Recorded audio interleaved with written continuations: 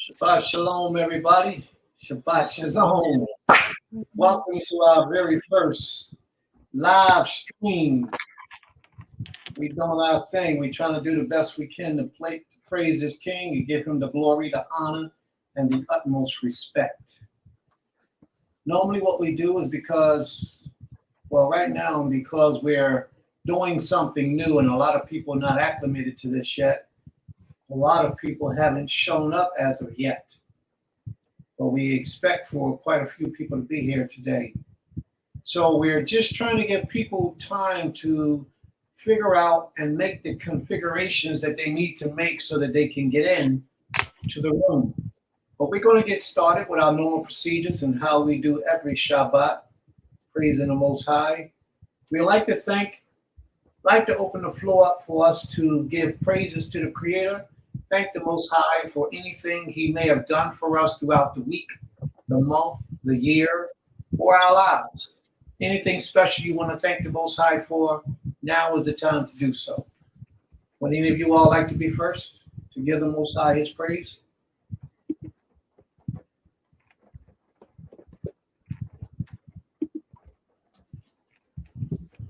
You know the YouTube still hasn't opened up yet. Yeah, and I was about to say I tried to join through YouTube and it from StreamYard. It's not letting me. Sorry, that's it's on you. It's on. Amona says she sees it. It's You said you see it? No. She's on right now. Amona's on YouTube right now. She see us popped up. Okay. Oh, she did. She said shalom. Okay. See her. All right, I don't. Well, maybe it's something I'm doing wrong. Yeah, I see her too. I can see her right now. She's just alone. All right, I guess I'll start off. Okay, there you go. Now we live now. Okay.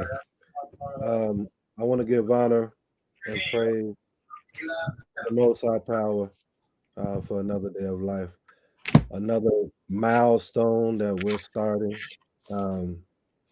What we're trying to accomplish, being in the YouTube and Facebook streets. Thank the Most High for giving us the knowledge and continuing to give us the knowledge on what we need to do to take this a step further. It's exciting. Just thankful for another day of life, and also another day of opportunity, and also another opportunity of having real family on this journey, on this community, Beulah Land community, Princess, Geber Autumn, of course, my Isha. And those that's not present, that's a part of Beulah too. We are the foundation. I'm excited. I'm excited. That's all I have right now. And Roche, may the Most High be praised. Here's a question for you, Roche. Is there any way we can, like the people that's speaking on the side, like we see the sister there, will we be able to give them the opportunity to speak without putting them on the screen? Or they can just type in the row? How does that work? Are you speaking of, you talking about on Facebook? Yeah, the Melanin Empowerment TV, the sister right there. That's a Mona. If they wanted to speak, that's what? That's a Mona. Oh. But if they wanted to speak, do we have the opportunity to let them speak? Or no? They would have to get the link to come in. So in order for people to speak, you got to pull them up on the screen? Mm-hmm. Okay. All right. So basically everybody can just type in the room. All right. No problem. No problem. Shabbat shalom, Sister Tucelia. See, you figured it out. Yeah, she did. Yeah. Anyone else? Anyone else like to thank the Most High for anything special?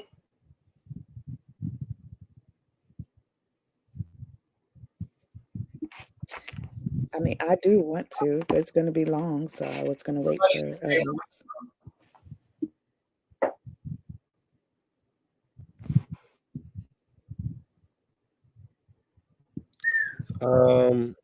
Someone said they're in the waiting room. I don't see you in the waiting room. Who is that wrote the message? Since we have a Facebook group, they kind of that's another thing with StreamYard.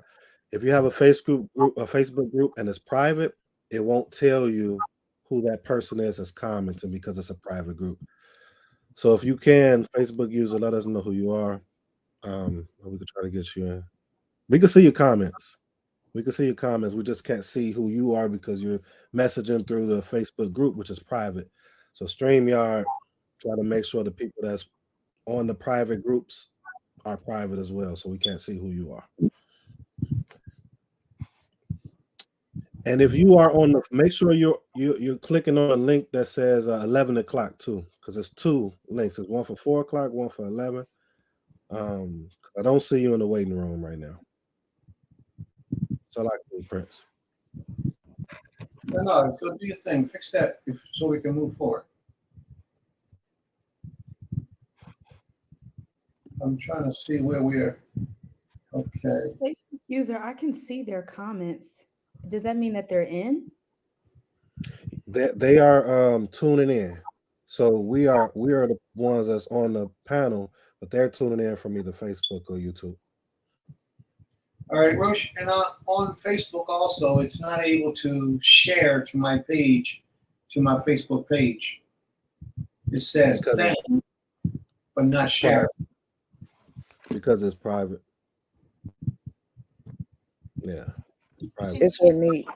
Do you guys hear me? Okay, we can hear you. Oh my goodness. I thought all right. And the Facebook user is ornate, she says. So But right? She don't get a waiting room, right? She got the link. she's going through Facebook though. That's why she's not going through StreamYard. Okay, Gilberto, Anita, if you could click that link, we'll be able to bring you right on in here. So if I'm understanding it right, people who have the direct link are the ones that get on the panel. If you're going from YouTube or outside source, like you're a guest, then that means you just are tuning in. And you could comment. Yep. And you can comment. Okay.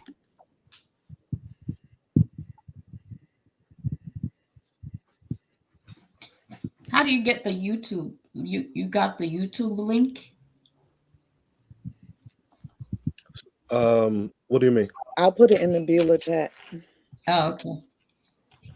Thank you. All right, everybody, please bear with us, everyone. This is the first time we utilized this, and a lot of people did not do the test runs with us, so they're just coming in for the first time. So please be patient with us. Forgive us of our inconsistencies at this particular time. But we're going to move forward, and we're going to try to keep everybody logged in like we need. All right? All right, at this time, what we're doing right now is we're praising the Most High, thanking the Most High for anything special, anything that you feel you would like to thank the Creator for. Now is the time to do so. Where's that feedback coming from? Is that on my end? No, I think it's mine. I'm gonna mute myself. Okay. Go to Rob. Would anyone like to thank the Most High? Yes, you have the floor, Ishi. Kane, I was going to say whoever has it up on another device, maybe, but okay, that's cool. Yes, Shabbat Shalom, everybody. Shabbat Shalom Lekulam. Giving praise and honor to the Most High for this week and keeping me and my family through the week. It's definitely been busy. I've been having some growing pains in something. So I'll keep that to myself for now, but I just been having some growing pains in certain areas of my life. So it's interesting. I'm glad the Most High brought me through it and kept me the entire time. And that is it.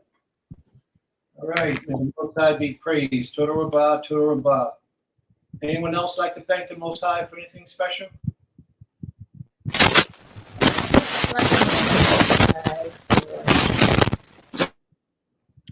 Listen, you say it's horrible, the feedback that you're giving.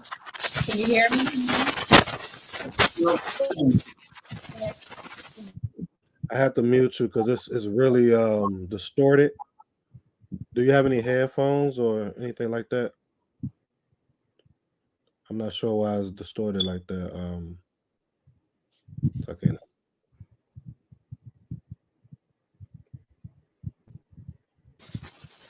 And Ima, if you can text Sister Tusilia and Sister Ornette to show them how they can put up a background on their page from their photos, sort of so that they can go live so we can see them as opposed to that, or so that something will be in their circle when they do speak.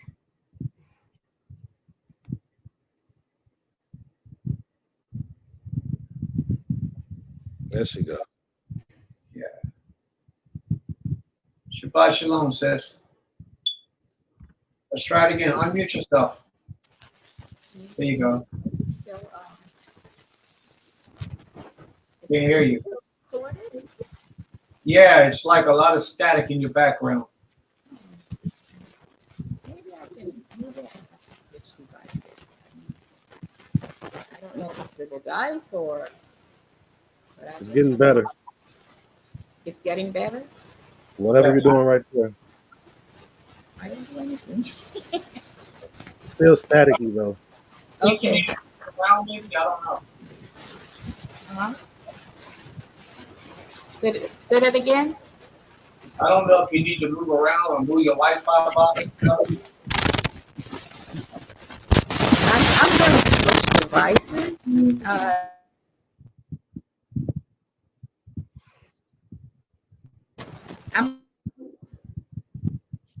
No, it's not working. Sis, you're on mute now. Can't hear you at all. Yeah, I don't know. Maybe try to go out and come back in. Maybe I don't know. You got a really bad connection. Shabbat shalom.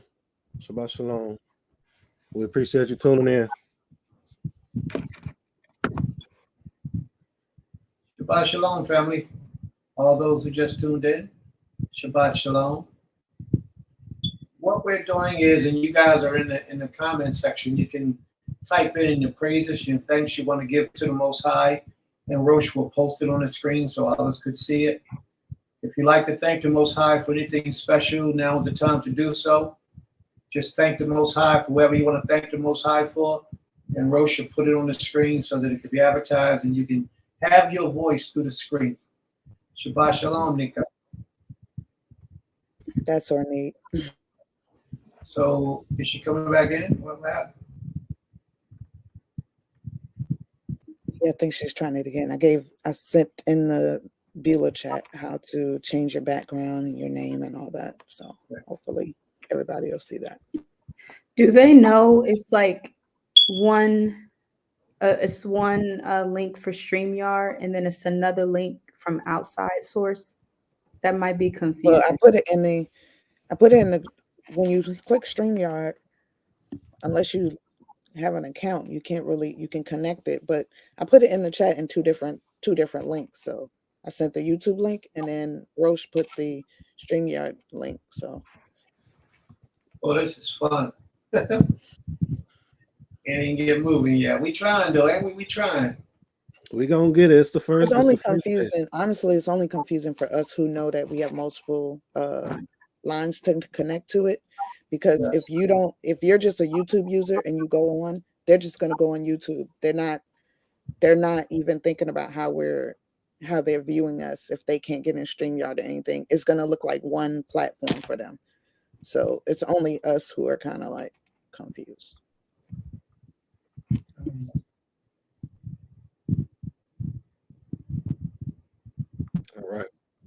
All right, Roche, let's what you think?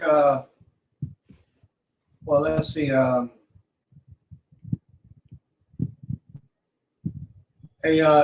anyone else like to thank the Most High for anything special?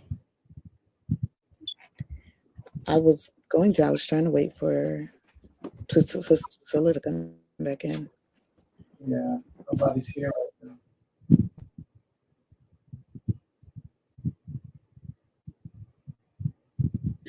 Okay, I can go. My thank you is going to be kind of long, so if y'all want to get some popcorn or something, because I know I'm long-winded. So I definitely want to give thanks to the Creator for the Shabbat day. Such a blessing to be here, to be in the midst of, family, to be on the land. It's been raining all night, all day. So far, it's going to rain all day. So it's kind of like a chilly, gloomy day on the outside, but I'm feeling great on the inside. So um, I wanted to start with a few weeks ago, I went to Puerto Rico. And it was an experience, let me just say that. But the first experience was actually at the airport where we were actually on the plane, leaving the airport, and then like I started having a major headache. My sister was sitting right by me and she was like, "Oh, I'm really sleepy," and she just zonked out.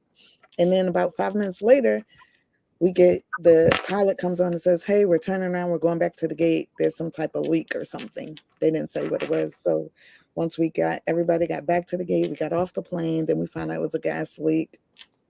And it was just from there, it was just a lot going on. And anyway, they wanted to we got back on the plane. They took us off the plane to put us on another flight, my sister and I and a couple of people. But that flight got booked up, so we got bumped to the next day. And then everything went smoothly the next day. We arrived at well, not necessarily smoothly. It was very bad turbulence on the plane going into Puerto Rico. Like it felt like the plane landed at one point, but it never did. We were still in the clouds. By the time we get there, I'm nauseous like crazy. I'm just trying to get some fresh air. We get into the car to go to the mountains because we were about 3 hours away from the airport because it was mad traffic. On the way up to the mountain, the windows down, like it's completely black. You can't see nothing. The driver can, of course, but if you're looking out the window, you can't really see anything. You can just hear all type of animal noises. But on the way there, I was so nauseous because the nausea never eased up from the plane. We had to pull over, and I haven't vomited in years, but it was like I just couldn't hold it. And then my phone fell, so I had to get out, look for my phone, and we were like right on the edge. My phone was under the van, so I had to get it and get back in the car. We made it there. Finally got to our rooms. I lay down, and then prior to getting there, though, we found out that the sister who actually put together the whole retreat, had a stroke the night before the retreat started at the place. And so she had to be rushed to the hospital. She's actually still there, still on a breathing machine, and just coming through. But I found out that she was born and raised as an Israelite, but she no longer walks in this way of life. She's actually completely a different person. Let's put it like that. But so of course the retreat was not as expected. I think the best part was I was with my sisters, so that made it what it was going to be for us. We just did our thing. I didn't participate in like the yoga and things like that just because of my own spiritual awareness. I don't do certain things like that. But it was just a bunch of the vibe of the sisters there was really wild on the side of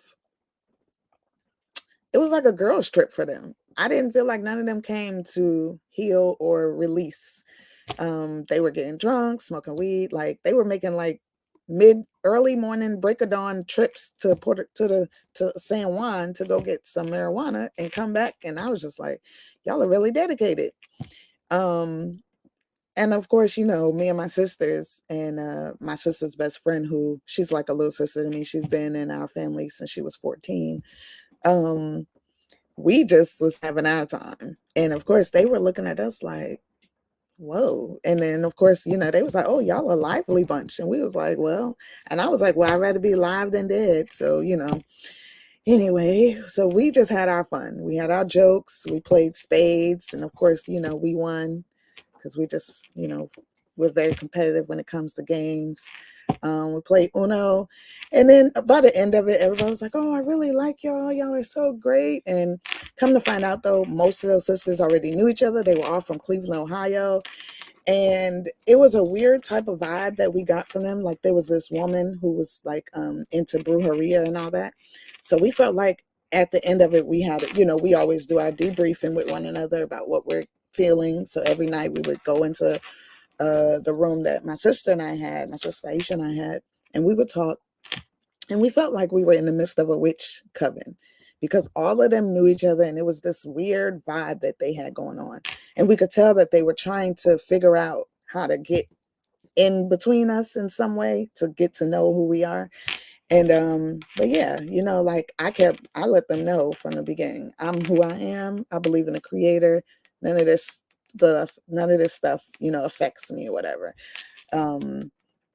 So that trip. And then of course once that ended, we left. We went to Old San Juan for a day and a half and just hung out, just us. And it was nice to just walk around and see Puerto Rico in that light. Of course, we passed where they used to auction some of our ancestors off at the shore. We were able to just identify historic, places there that we passed by, and just to see the different people there. And then one thing that happened was there was this elder woman there who, when we walked into an art gallery, she reminded us of our aunt who passed away 8 years ago, this past October 31st. And the crazy thing was, when we saw her, it was a day before the anniversary of my aunt's passing. And we took a picture and everything, just commemorating that and just talking to her. And she was from New York. She's Puerto Rican, from New York, all that stuff. But that was really nice. It was just nice to get away and be with my sisters, if nothing at all. If nothing else, we were able to just bond and kind of, clear our minds for a little bit. But the mountains was nice, the scenery, the air was beautiful. I felt like, we were breathing a different type of air up there. And yeah, so that was a beautiful thing. And then this past weekend, I was brought back to reality in so many ways because I went to 2 funerals, one on Sunday and one on Monday. And the funeral I went to on Sunday was very emotionally, it just really just crushed my spirit, my heart for a moment, because it was a father and 3 of his children that had passed in a car accident. The night of the accident, he passed. His oldest daughter, who was 13, and his youngest daughter, who was 1 month, passed away. And then on Shabbat, when we had class, I found out that his 10-year-old son had passed away from his injuries.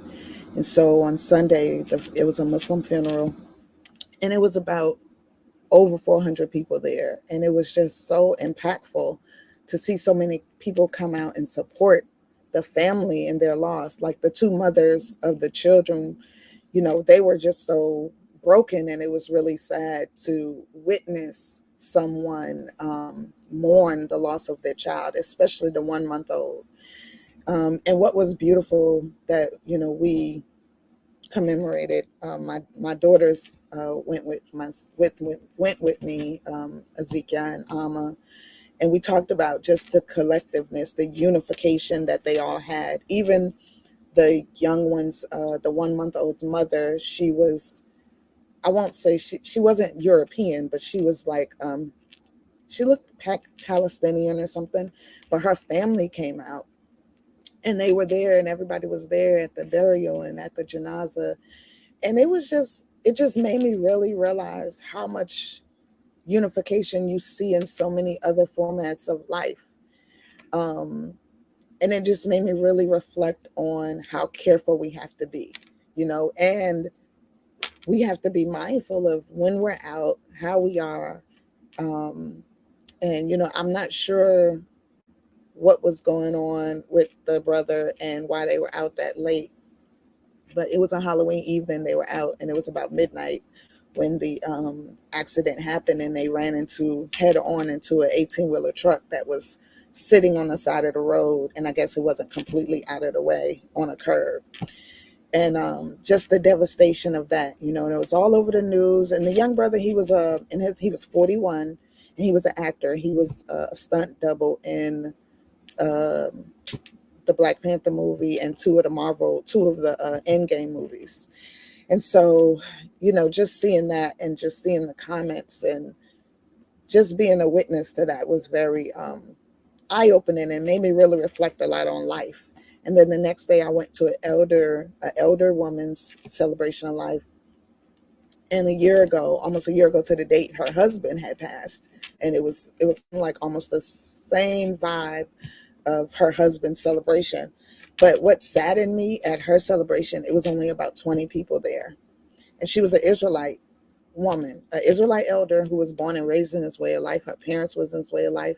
And it saddened me to see the lack of people there to support that family, to support the children, because their father had already passed. So to support the children, and then her sister was there, and she was the only sister left out of 5 children. And then the majority of the people there was the family.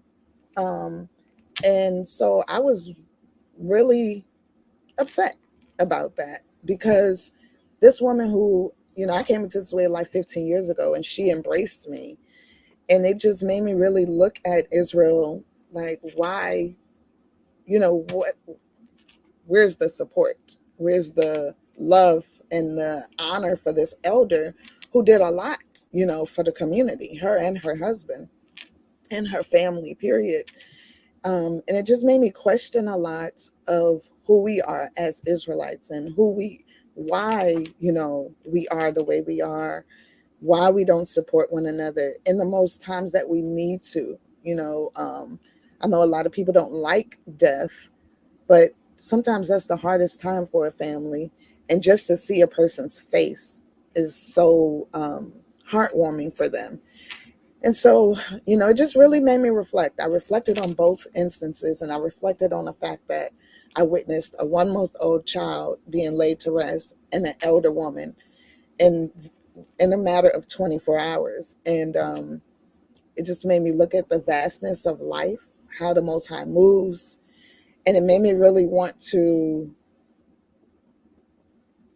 just have more conversations with my family, understanding what it is that we have to really do in this lifespan that we have. Because what are we doing with our life in between when we're born and when we pass? And if we're not doing anything influential and making effective moves, then I feel like we're wasting time. We're wasting breath. We're wasting a space that somebody else could be utilizing. So it really made me go deep into what my purpose is. And it made me realize that through everything that I've witnessed, been a part of, whether negative or positive, in this walk of life, especially in this Israelite walk of life, that I need to really realize that everybody's not going to have the same walk, of course, but what I desire for my people, everybody doesn't desire that. And I have to be okay with that. And then it just made me realize, like, I'm not here to try to make people become that. I'm here to live the already designed destiny that the Most High has already placed upon me. And I have to do it to the best of my ability. And then I have to also realize that I have to exclude people from my space that bring interruption into that space. Because what I realize is when you allow those interruptions, it can take you off your path. And then your life path is interrupted. So, I don't want to, it's like, I don't want to like shut people out, but I realize I have to have some type of closure to people if I want, my life path to stay positive, to stay straight. Because when you allow the negative in, it can cause so much disruption in your life. Just a little bit. People don't realize just a little inkling of negativity walking into your path can knock you off, and you'll be walking the wrong way and don't even realize it because you're thinking everything is okay. So, I know it's a long thank you and it's a long explanation, but it just really brought me into another space in my own presence. And then going through what I've just gone through in the last week with just, interfacing with other people that, you truly believe have your best interests at heart, but you understand that they don't. And then, heartbreak is going to happen. So we just have to be strong enough to walk through it, to live the path that the Most High has set us upon, and to make sure that when we leave this earth, we leave it in a way that whether we touched one person or 2,000 people or 2 million, that we did our job. And so it made me even reflect on the Ema's celebration and say, maybe they don't understand it or they don't see it the way I do. But I know that being there, I had to be there. My daughters being there, they had to be there because they were the only children of the children's generation of the ones that passed. They were the only ones there to represent for their generation, for that family. And so I felt like that was our purpose and we did our job. And I'm just thankful that the Most High continues to open my eyes. And I know my husband, he says a lot. I pray a lot about removing wickedness and opening my eyes. And then when the wickedness is removed and my eyes are opened, I'm always left a little heartbroken. And then it makes me want to, I was telling the moon, it makes me want to not pray for those things. But, I know that I have to. And she even said, no, you have to keep doing it because it's a reason why it has to be done. Whether we feel the heartbreak in it or not, those prayers have to continue, or else we'll just be continuously living in the midst of what we don't want to live in. So, thankful to the Creator for the eyesight that He has given me, and even the empathy that He has given me. Even when I say I may not want it, I know that it's there for a reason. And so as I continue to embrace this journey of life, I just pray that He continues to give it to me, and we're able to utilize it and discern the better, for the worse. So total Most High for that, and total for allowing me to share.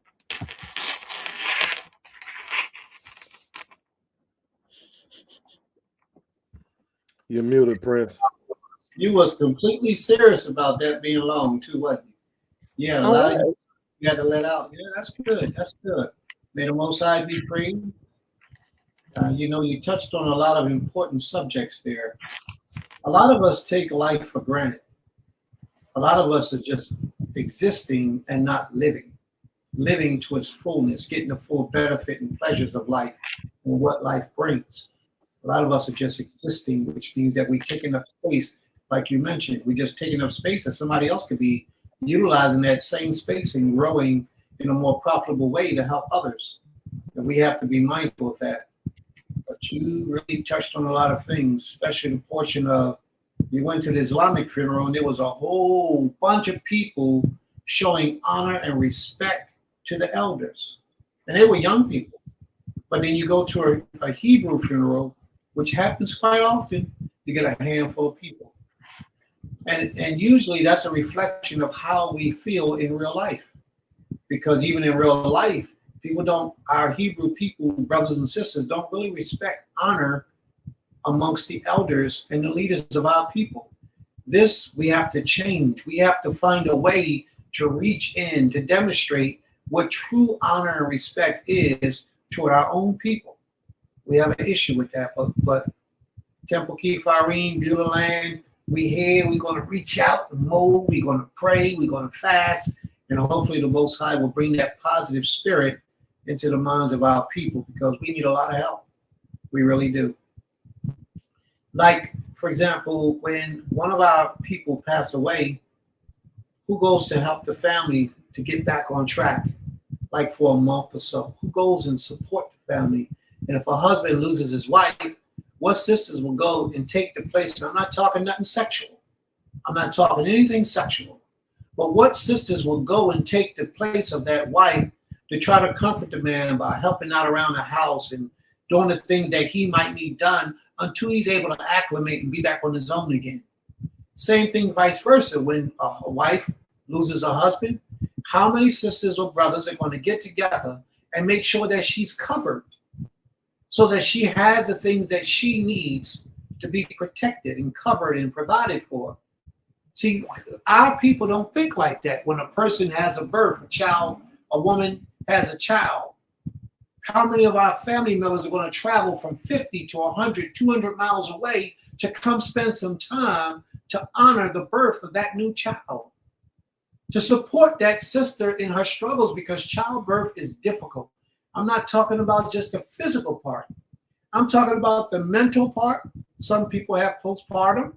They can't acclimate properly. They hate their child. They rebel having a child, rebel having birth, pregnancy. Well, how many people are going to come from so far and celebrate this life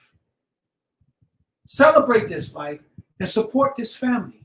These are the types of things that we have to begin to do. Our ancestors did it. Our forefathers did it. Now we have to do it. We have to begin to show honor and respect to the new things coming in, to the old things going out, and to the young things going out. However it may be, we have to stick together as a family. No more, you New Testament, I'm Old Testament. You know, no more, you believe the day is the beginning of the night, is the beginning of the day, and you believe the sunrise is the beginning of the day, so we separate. No more of that stuff. We can't do that. It doesn't matter. You call on the Most High, I call on the Most High. We have to fix these issues that we have, and we have to learn to begin to work together. We do. As a people, we have to learn to begin to work together by showing honor, respect, loyalty, trust, love, and truth within the midst of us. These are the things we have to begin to focus on. So may the Most High be praised, and you brought a lot of that out in that 20-minute speech that you just gave. May the Most High be praised. Yeah. Could I say, what you just said though, because when I was informed of the sister that lost her children, and her child, her child's father passing away, immediately I was sent a link for the meal train that was already started to make sure that the family was having food, every day. And that's something that I know I said we definitely going to do that here in Beulah. We're going to do what you spoke on, having food for the family, making sure that the family can still sustain and not worry about who's going to cook them some food, making sure that a woman who has a new baby the family, not just her, but the family can keep going, because we are stepping in to make sure the food is cooked, to make sure that the children, if there are children already there, that they're being taken care of, that the husband can still go to work and not feel like if he leaves his wife and small children, that nobody's going to be able to help them and she's going to be struggling, because then he loses out. And then, but I know it's not done in Israel. What we were asked to do is bring food for the repast, and then we brought food, and there wasn't even enough people there to eat all the food. And so it just makes me realize that we don't think about the entire family. We think about that moment. Now, and I'm saying we only because we're all here, but a lot of times what I've noticed in the Israelite community is the moment is what's thought about, not the long term of it, because I can say when my mother passed, when my father passed, when different people in my family passed, I had food for days. I had paper towel, toilet tissue, water, whatever. People was just sending it to our house, bringing it, dropping it off, leaving it on the porch. Sometimes I didn't know who left it there, but it was just the fact that somebody was thinking about us to do it. When I had my children, there were sisters who were bringing me food, calling me saying, what do you want? What do you want to eat? What does your family like to eat? And it's just not done in the Israelite community. And as many times as I've said, hey, let's do this, or tried to start it, people don't pick it up and keep it going. And it just makes me really wonder, like, why are we calling ourselves children of the Creator, being a light, if that's not what we're doing? It's like we're only carrying the name, but we're not carrying the action. Our character is not of the Creator at all. We just want to say, oh yeah, I'm a Hebrew Israelite, just because it sounds good to say it, so that the Most High can say, oh, so you could think in your head, the Most High is accepting me because I call myself this. But He's looking at our character and our actions of love and giving. And so a lot of times I realize a lot of us, we call ourselves that, but we don't even observe Torah. We don't even know what it is to observe Torah. We don't even know what it is to keep that commandment of loving thyself or loving thy neighbor as ourselves, because we can't even do these small things that mean so much to a person or a family. So I'm just glad you brought that out, because I see it so much in the community that even though I say I left, I still am a part of that community, but I see it so much in that community. And it really disgusts me, honestly, that we can't do it, or we don't do it. I mean, not say we can't, because we can do it. We just don't do it in the Israelite community. And we're a big community. So, I pray that, we can bring up that tradition and that it will be carried on, and prayerfully through those of us who have already done it, we can implement it more and more, so that it becomes something that's not a lot of Israelites like to be like, oh, that's some African thing, or that's some, they always want to equate something like that to somebody else, but not understanding that we share a lot of traditions that others already do. We don't own a certain tradition outside of keeping the commandments, because we walk and we read the Tanakh, and that's how we carry ourselves. But a lot of the traditions and ways of how we are because of we all came from the Eastern Hemisphere, so I just pray what you said, is carried forward and people really hear it and understand the concept of it. Okay. Part of the reason why we don't do it is because it's not taught to us to do. The spiritual leaders, the Maureen, they get on a platform and they push Torah down your throat, but they don't teach you the basic principles of Torah, the simplistic things of loving each other, sharing with each other, coming together despite our differences. They don't teach you the things that make us powerful as a people, powerful as a nation.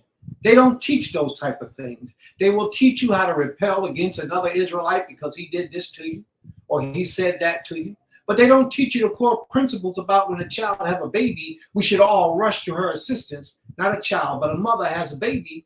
A wife has a baby. We should all rush to assist the family so that it will be sustained for a period of time. They don't teach that. But what I have to say about all that you said is that be the example. If you want to see a nation improve, you have to first start by being an example for the nation to see that they can improve. Like when you were at the funeral, you called me saying, yo, I'm ready to go shopping and buy some food for this. It wasn't your job to do that. But it is your responsibility, because if you see something missing, it's your job to get on it. A lot of people don't think like that. I came to this funeral, they ain't got what they need, I'm out. They get mad, I'm out. You, in turn, turn around and say, hey, sis, what y'all need? I'm going to go and I'm going to get. See, that shows a level of discipline and spirituality that you have. And that's a blessing. That's a powerful thing. Be the example that you want to see in the nation today. Be that example first before you broadcast how bad people are and what they're not doing. We all have to be that example. But very good. May the Most High be praised. You did an excellent job. All right. Anyone else like to thank the Most High for anything special?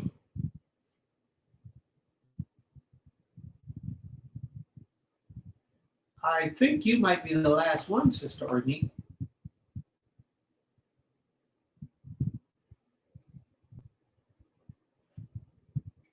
Can I be heard? Yes, you can. Hallelujah. Shabbat Shalom, family. Shabbat Shalom. Well, Princess just basically summed it all up for me. She hit every nail on the head. So, it's very interesting how the spirit works, because a lot of things that's been laying heavy on my heart and my mind, she has expressed so eloquently. And so I would just end that by saying, came. I am thankful for, life and my um, to be allowed to be used as a vessel for the Most High to continue to have mercy on me, and for the opportunity to prove to the Creator that, I'm worthy enough to even do His will. So that's my All right. May the Most High be praised. Toda Rabah, sis. Toda Rabah. We always have to be mindful of the small things that the Most High does in our lives, because a lot of times, if we're not mindful of it, we tend to forget the Creator and think it's us who's doing this.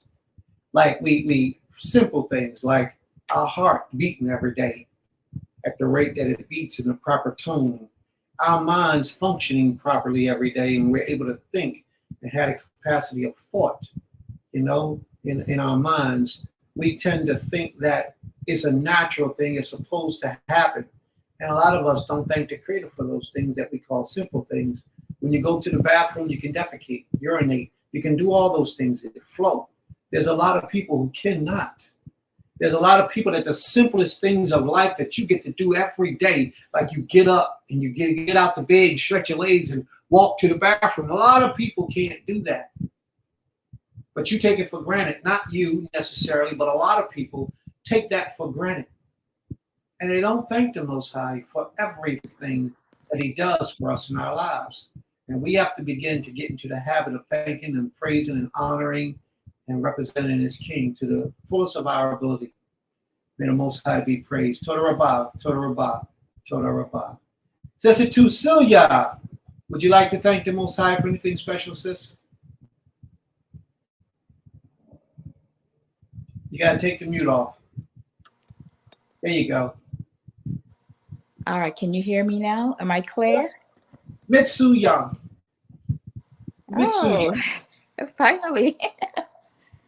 Oh, I have to switch a couple of devices. I'm not. All right, so Shabbat Shalom, everyone. I would like to thank the Most High for just keeping me alive this week. It was a very busy week for me. And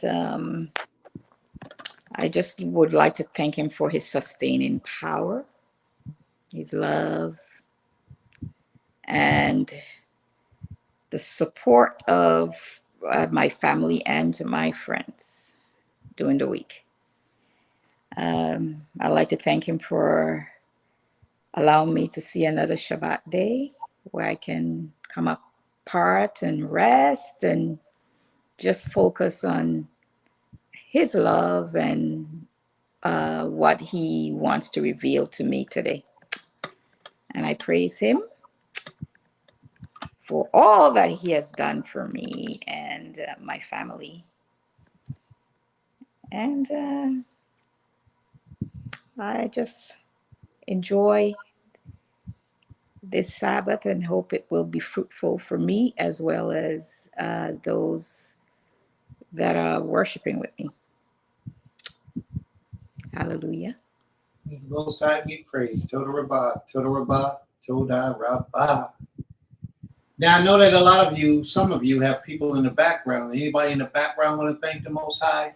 And also, family, you got to keep in mind that if you're in the listening audience, you can always type in the room of the things that you are grateful for, the things you are thankful for. You can always type it in the room and we'll post it to the page. You can always do that as well. May the Most High be praised. We don't want to exclude anyone out from this opportunity to give praise to this King. We would like for everyone to have that opportunity. Sister Sharon, are you present? Would you like to thank Roche? Prince, I want to just say one thing. Those that's in Facebook right now, if you're watching from Facebook, just let us know your name, because it's a private group. So StreamYard if we're using a private group, they want to keep the people private.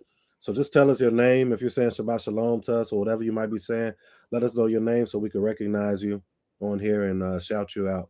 And thank you for tuning in. But if you go to YouTube, we'll see your name, your face and things like that. Okay, Shalom. Yeah, you can always log in on YouTube, and then we'll see everything on YouTube. May the Most High be praised. Sister Sharon, would you like to thank the Most High for anything special? Shabbat Shalom. Shabbat Shalom. Just want to give thanks and praises for the Most High for being up and accounted for. Just thankful for life. All right. May the Most High be praised. That's absolutely right. And if your Ish is there, if he'd like to say anything, now will be the time. If not, we're going to move on. All right. All right, family. So this portion of our day, giving praise, glory, and honor and reverence to the Most High King, verbally and physically through your fingers typing, it has come to its end. We're going to keep praising the Most High later, but right now we're going to get into the lesson portion with Rosh, one of our teachers, Rosh Shama. I remember one day Rosh said, I barely understand how you say my name, Prince. I'm trying to get it right to the best of my ability so that everybody can understand it, because I talk with a little bit of accent. So Rosh Shama will be doing the lesson for us today. Now, I want y'all to know this, family. This is our very first lesson. He was the first one to teach at the Knesset, the temple. He's the very first one to teach on StreamYard, live on Facebook. Rosh is just doing it, ain't he? He is the man. All right, Rosh. It's how the Most High calls it to be. And nobody's going to discrepancy with the Creator. We just flow with how the Most High does what the Most High do. So, Rosh, you got the floor, bro. Whenever you ready. May the Most High be praised. Shalom, shalom, shalom, lekulam, Shabbat shalom. Before I get started, I wanted to show a little video for those that's tuning in that might not be aware of some of the things here on Beulah land. This land was dedicated to the Most through Prince, Princess, and it's amazing. And we just want to show you all some of the things that we have going on. We want to show you all. It's going to go into my lesson as well, but we want to just show you all what you're missing, what you don't have to be missing, and just the camaraderie, the familyhood, and just building together what it is. So without further ado, I'm going to bring it up and let it get started. Actually, let me start over. I'm sorry, y'all. Let me start over. It's going too fast for me. Are you going to talk while we're doing it, or you just going to play it? I'm play a little music. All right. Here we go.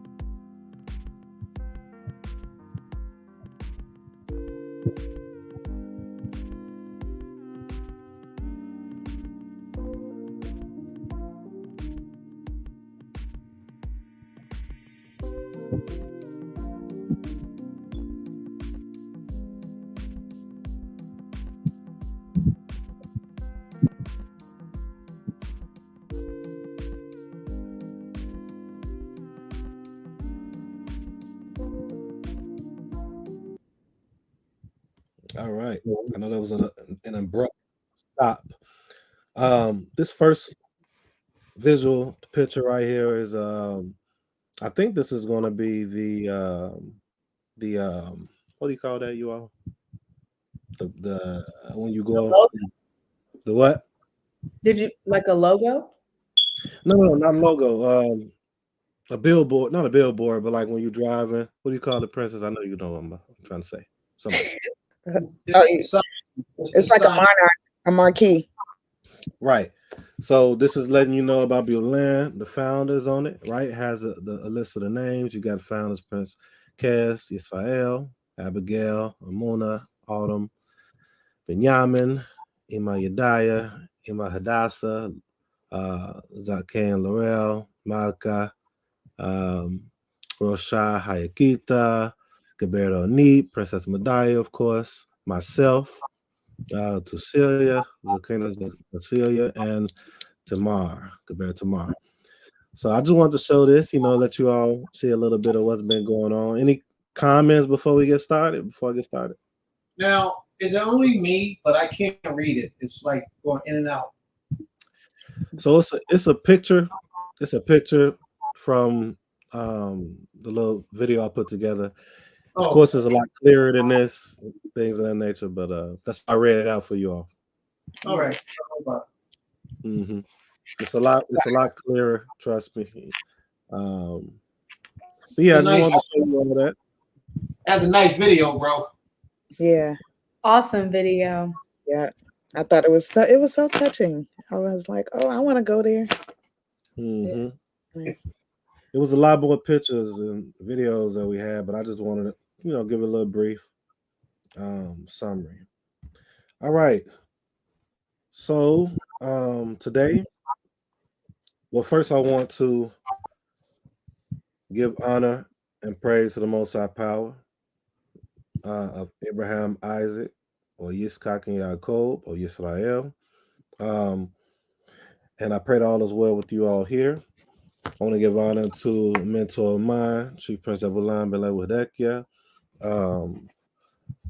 elder of mine, Chief Morris Shalim, and give honor to the spiritual leader of this community, Temple Kifarim, which is Prince Yisrael, and everyone else that's here. It's my family, Princess Medaya, Gaber, all of you. It's a lot of names, but all of you that's here, I want to give honor. We're going to go into the book of Zephaniah. I want to go to the book of Zephaniah. The reason that I wanted to go to the book of Zephaniah is because how many of you know who Zephaniah is?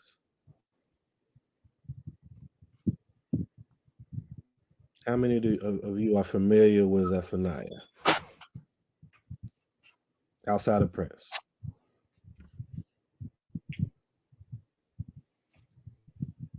All right.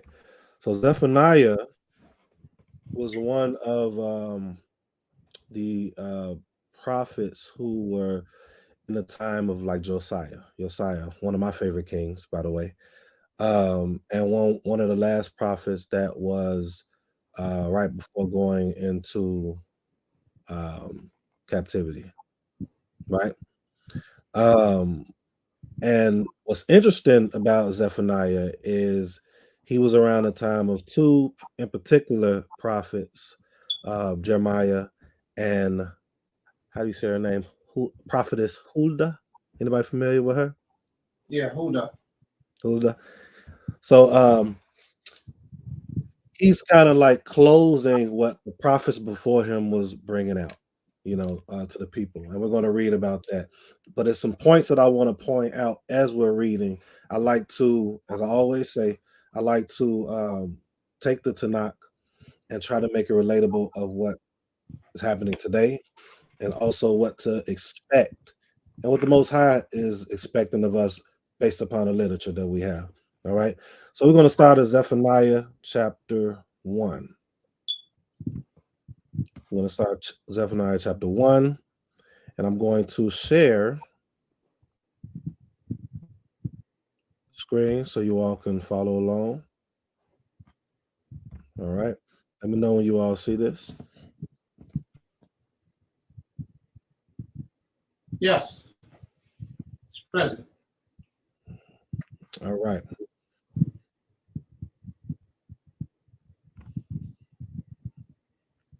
All right. All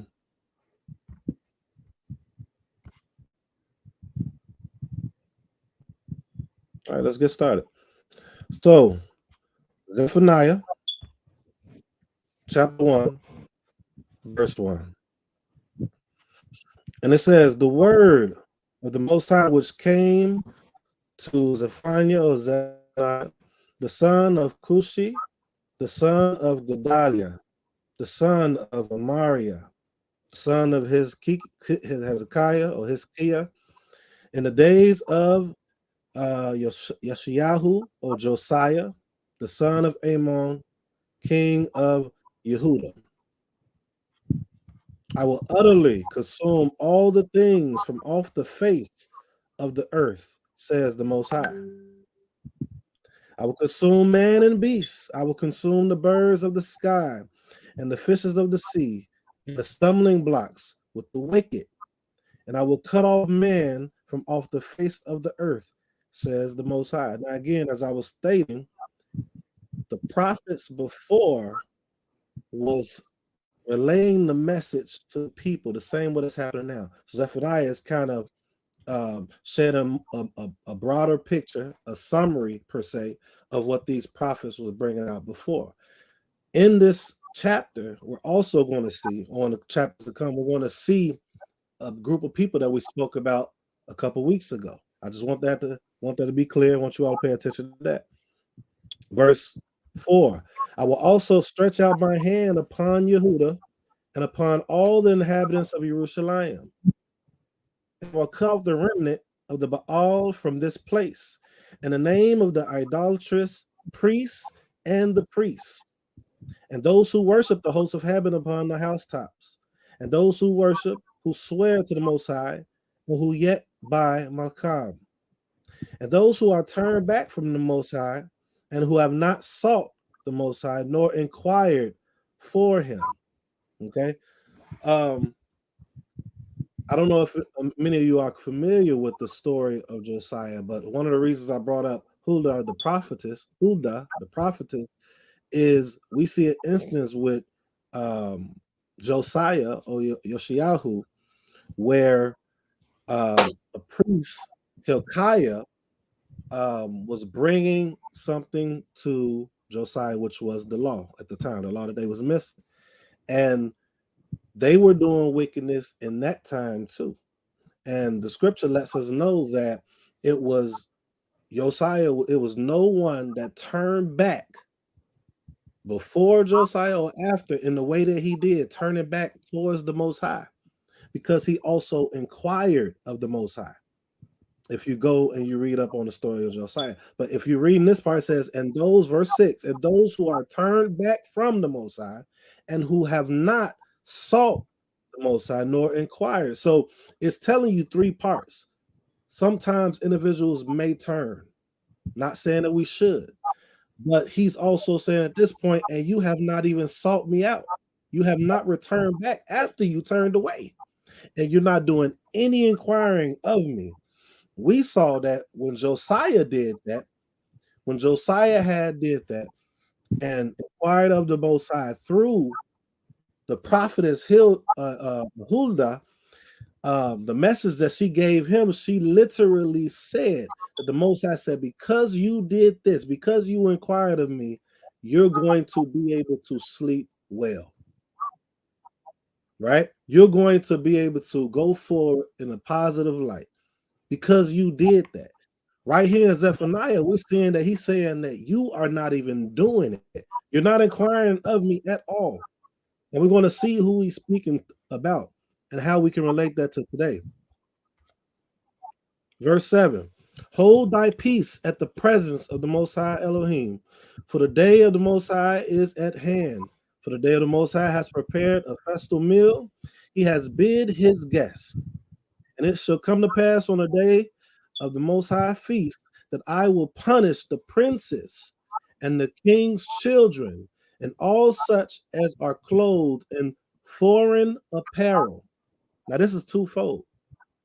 You have the culture you're letting go, right? The culture that was given to you, and then also taking on the customs of those outside. So those of you that's doing this, the leaders of you and the children, right, are going to be punished. The same as it was then is the same as it will be. Can you all hear me? Can you all hear me? Okay, you're clear. Was I coming up choppy? Did you all hear the things that I was saying? You've been clear. It's a slight echo in the back. Okay, let's turn off everyone's mic outside of me. Let's see if that helps. Let's see if that helps. All right, keep letting me know, you all. We want to make sure we fixing the kinks. All right, so we see that in verse 8, he's letting them know that it's going to this day is going to come to pass, that I will punish the princes, the leaders, and the king's children, and all such as are clothed in foreign apparel. This is culturally, and also just taking on the customs of the outsiders that's not of us, right? We're liking that and preferring that other than doing the things that the Most High has instructed us. Verse 9, and on that same day I will punish all those who leap over the threshold, who will fill their master's house with violence and deceit. It shall come to pass on that day, says the Most High, that there should be the noise of a cry from the fish gate, and a wailing from the second quarter, and a great crashing from the hills. Wail, you inhabitants of Maktesh, for all the merchant peoples are undone, and all that weigh silver are cut off, right? So we having these individuals, these merchants, these people are undone. These people that's weighing silver, they're cut off. Why? Because they're moving in a way that is opposing or against what it is the Most High have put in place with us. You're taking on the liking of everyone else. All right. All right, verse 12. Give me 1 second, y'all. All right, let's keep going. Verse 12. And it shall come to pass at that time, I will search Jerusalem with candles and punish the men that are settled on their lees, that say in their heart, the Most High does neither good nor evil. So these individuals are complacent. They're not focused on what it is that the Most High has said he will do if we go against him, and what he will do if we serve him properly. These individuals are placing saying nothing's going to happen. We can go and we can move the way we want to, right? These individuals, leaders, we could do all of this. It's neither good or bad. So these individuals are complacent. These individuals are going to be punished as well. It's important that we see this. We see the consistency through the text that's being put out there towards the leaders and the people.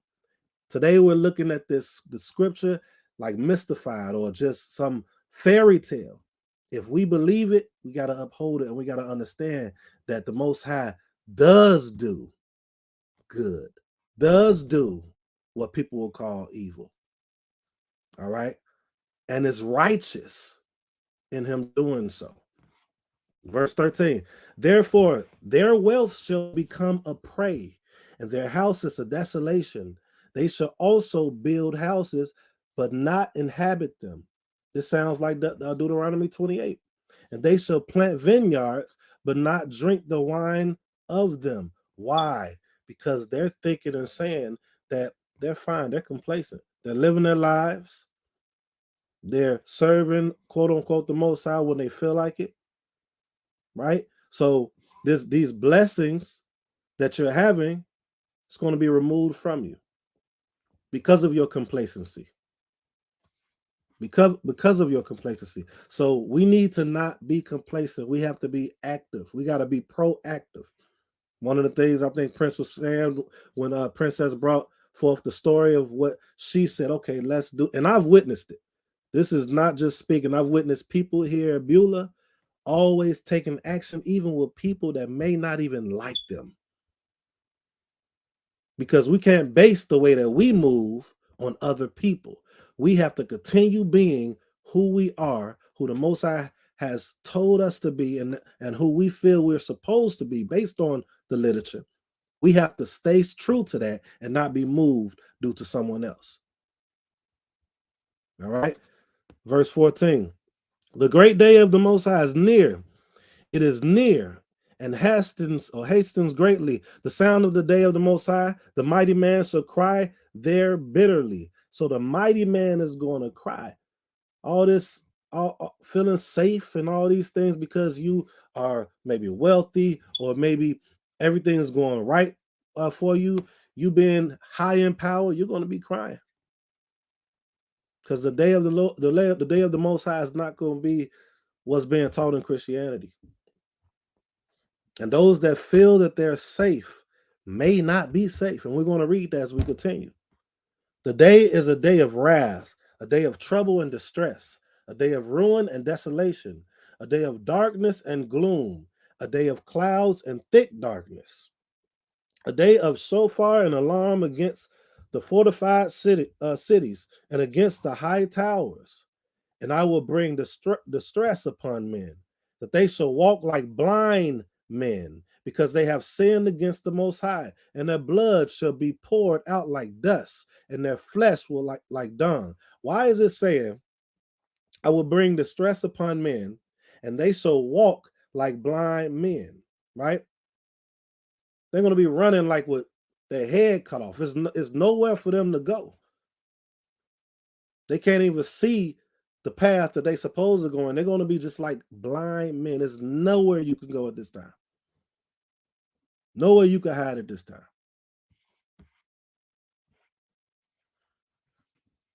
Verse 18, nor shall their silver or their gold be able to deliver them on the day of the Most High's wrath.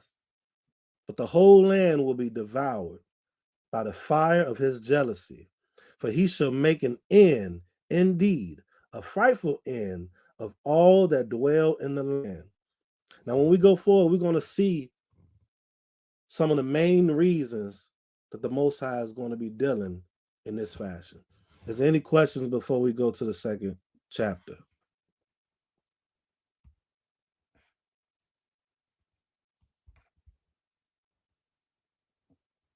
Any questions at all?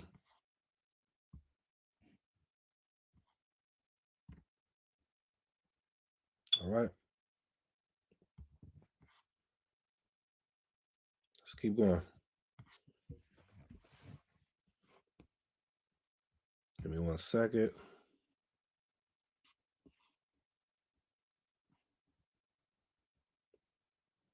All right, let's keep going. Chapter 2. Gather yourselves together and assemble together, O unfeeling nation. Unfeeling nation. What is that saying? We do not care. We're showing that we're not caring. We're showing that we don't care the way that we deal with each other. We're showing that we don't even truly love the Most High. Because if we love the Most High, we will treat our people better. What was talked about earlier about, when a married woman is pregnant, not just going for the moment. I believe Princess said, "Oh, we're just here for the moment. Here you go, and we're gone." No, doing the steps that Prince was bringing out as far as putting something in place to where for days, maybe weeks, or even a month, right? That they're secure. That's caring, right? That's not being unfeeling. That's being a nation of individuals, a community of people that truly care. And what's the antidote? He said, gather yourselves together and assemble together. Gather yourselves together and assemble. This is one of the last prophets right here. He's the closing prophet before them going captivity. He's the closing one. So him being the closing one, he's telling you what has not been happening. And guess what? We're still doing it today. So since we're still doing it today, let's read what he said. Gather yourselves together and assemble together. One of the things of assembling is coming together with one mind. And we're going to see that as we read. I'm going to show you what assembling truly is, and I'm going to show you what being on one accord in speech and all of that. And I'm also going to show you that those of us within the community, or as Israelites and outside who follow this book, we look and view that differently than what it's telling you to do.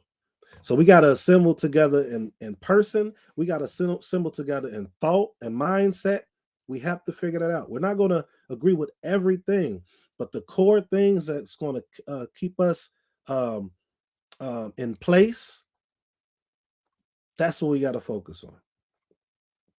Verse 2, before the decree is brought forth, before the day when you pass away, like chaff, before the fierce anger of the Most High come upon you, before the day of the Most High's anger come upon you. So before all of this happened, gather yourselves together and assemble together. A lot of us not doing that today. A lot of us hoping the day of the Most High come, the day of the Lord comes.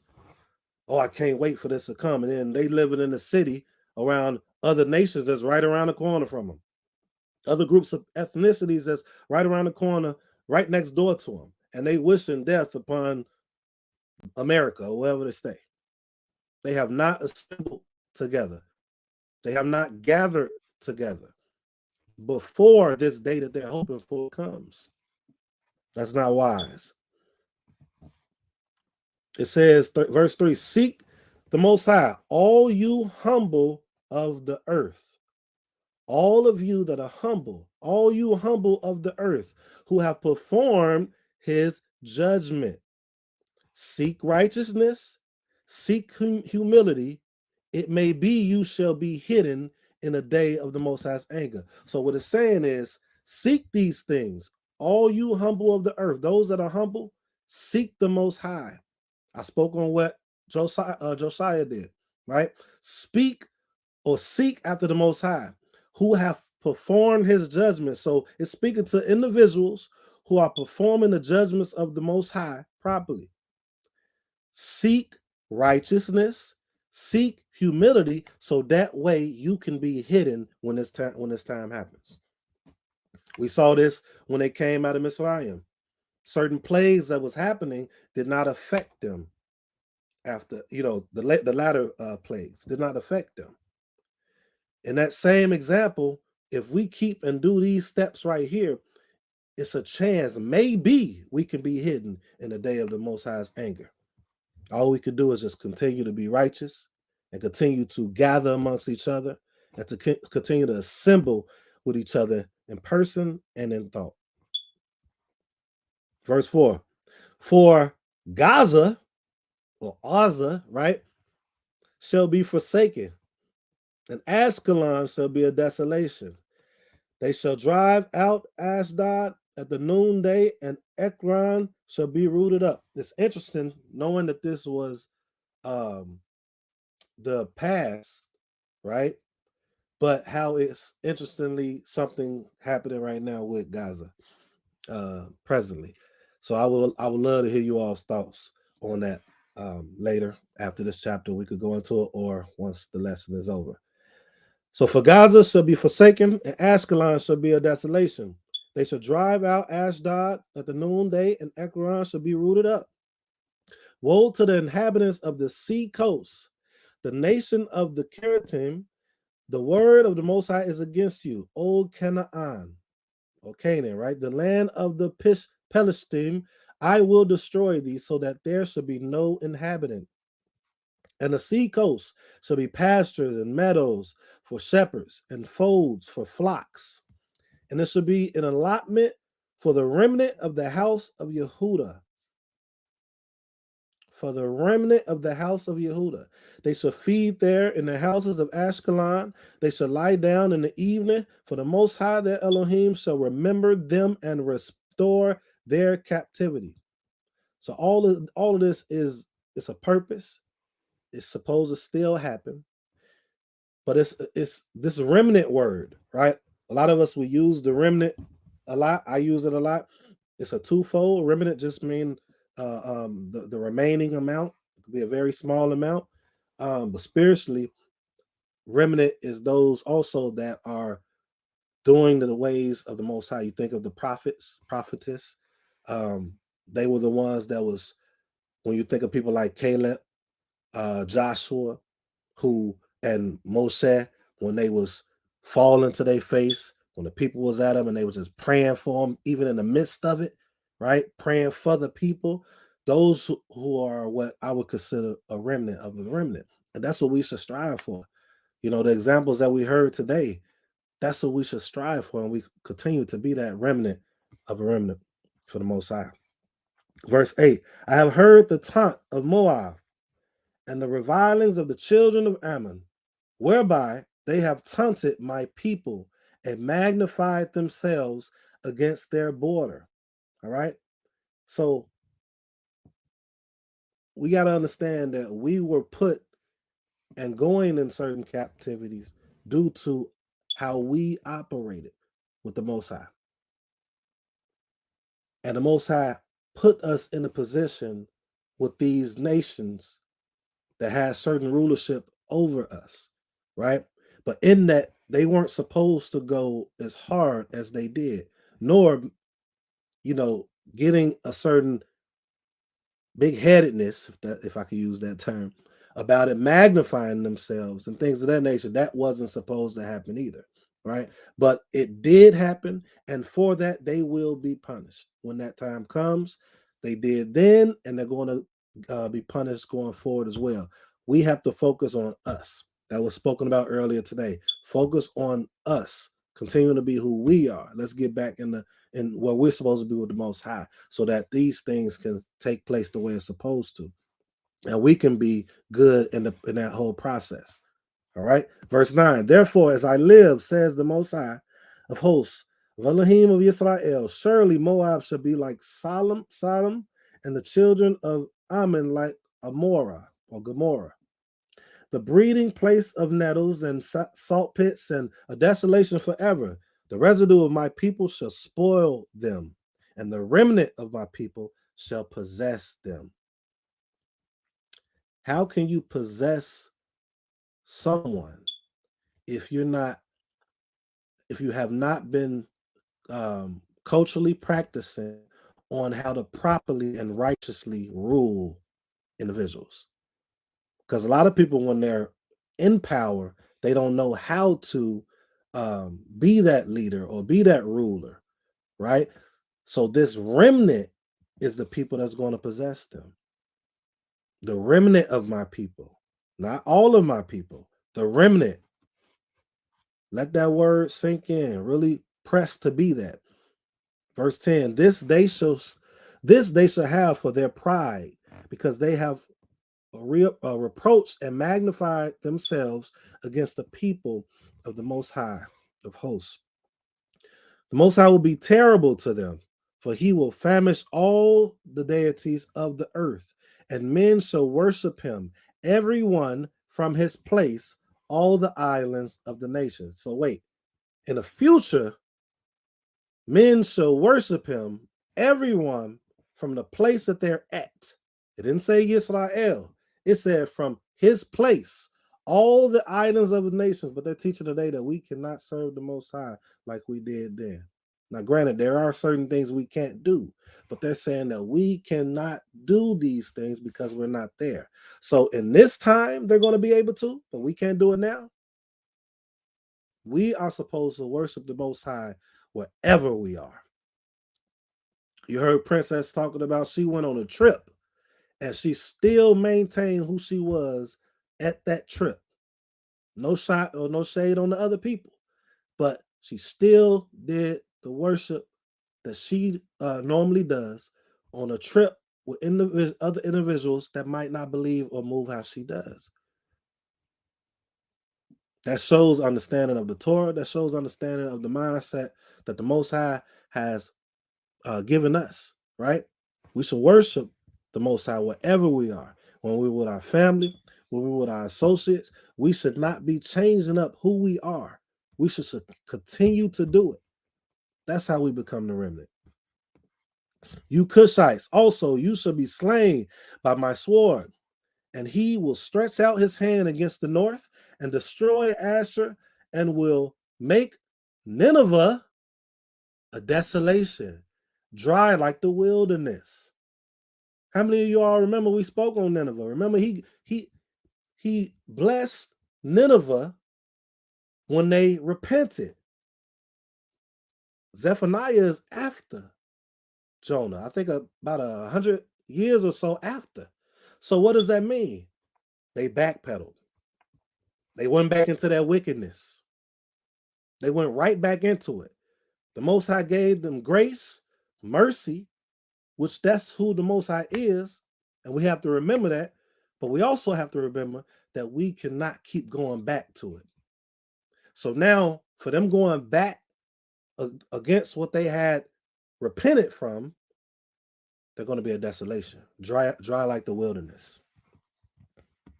Verse 14, and flocks shall lie down in the midst of her, all the beasts of the nations, both the little owl and the great owl shall lodge in its capitals. Their voice shall sing in the window, desolation shall be in the threshold, for he has uncovered the cedar work. This is the joyful city that dwelt securely, that said in her heart, I am, and there is none beside me. How has she become a desolation, a place for beasts to lie down in? Everyone that possesses by her shall hiss and gesture with his hand. Still talking about Nineveh, by the way.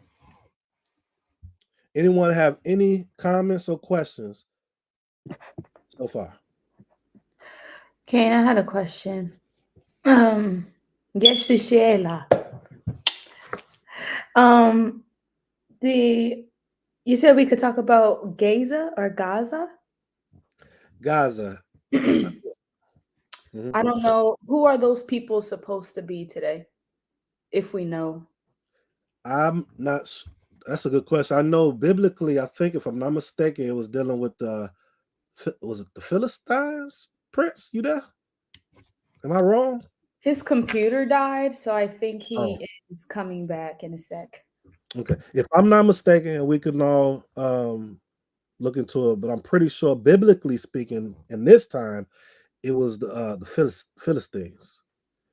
I know today, Gaza, I just thought it was interesting as I was doing my study on this, how that term, that word came up, dealing on what's going on to now, and it's talking about how they were going to be destroyed. So I just kind of wanted to see you all's thoughts on it, and maybe when Prince get back, he can confirm if I'm right or not. But I believe that I am, as far as biblically speaking. So you're suggesting the Philistines who are now being destroyed in today's time? No. When I was reading it, just the name, it was just interesting that the name popped up through the study and what's going on with Gaza today. So I wasn't making a suggestion who they are today. I was just the name. Yeah, and that's Palestine, not the not the Philistines. I was just helping my sister wife with that. I see Sister Cecilia had a question too. She asked, who are Ashkelon, Ashdod, and the Cheratites? Cheratites. That's a study that I have to go into. Maybe Prince can answer that question when he gets back. But I'll go Prince right there. I got to bring him up. So, luckily, Prince, have you been hearing anything I've been saying? Oh, man, I've been here that whole time, sitting in the background, just waiting. So hopefully, maybe you can answer anything that I could not answer. That those some hard questions. I can't. Only thing I can answer is about Gaza, the Gaza Strip. That is the same Gaza Strip, that same area from ancient days, and it was in the ancient days owned and regulated by the Egyptians. It's between Egypt and Syria, I believe it is. But it is the same strip. It's a portion of a fair trade where a lot of trade and merchants and ships come all through that area to go from the upper to the lower portion of what they call the Middle East, but it's really Africa. All that Middle East, all Palestine, Israel, all that stuff is really in Africa. But that's what that portion is. And then today it's controlled by the Muslims, the Islamic countries. But that's what the Gaza Strip is. And all those other people are idolaters, Ashdod and what the sister was asking about, they're just idolatrous countries. I can do a little bit of research and pull up some information for her on that. All right? All right. And I can't see the comment. Let me see if I can see them comments. Yeah, my computer shut down on me completely. My apologies. Like right now, it's frozen. You see me moving? Okay, it's moving. All right, I'm back in now. All right, let me see if I can. Yeah, I can't see the comments. Cecilia asked the question, but I don't see it. She just asked about who are those nations, Ashkelon, Ashdod, and Cherethites. Who are they, or who were they? Okay, I'm not familiar with who they are, but I can do some research and find out who they are. All right, Sister Cecilia, can you text me those where they found that, Roche? In the scripture. Could have been chapter 2 of Zephaniah. I believe that's where you it was at Zephaniah chapter 2. We were just saying. All right, I'll find it. Thank you. Total Rabah. Amen. Yeah. All right. So, are there any more questions before we continue? Or comments or thoughts? All right. I'm going to take us somewhere else. We're going to come back to Zephaniah we're going to end there. But I want to take us to Isaiah 28. I'm going to take us to Isaiah 28. Let me share the screen again. And it's all going to make sense where I'm going with it. It's all going to make sense. All right. So what we're trying to figure out, what we're speaking on right now, it's a consistency that's happening throughout the whole Tanakh in our history. And the purpose of these prophets were to magnify what it was with the law and what the people were doing wrong, trying to get them back to what was given to us through Moshe.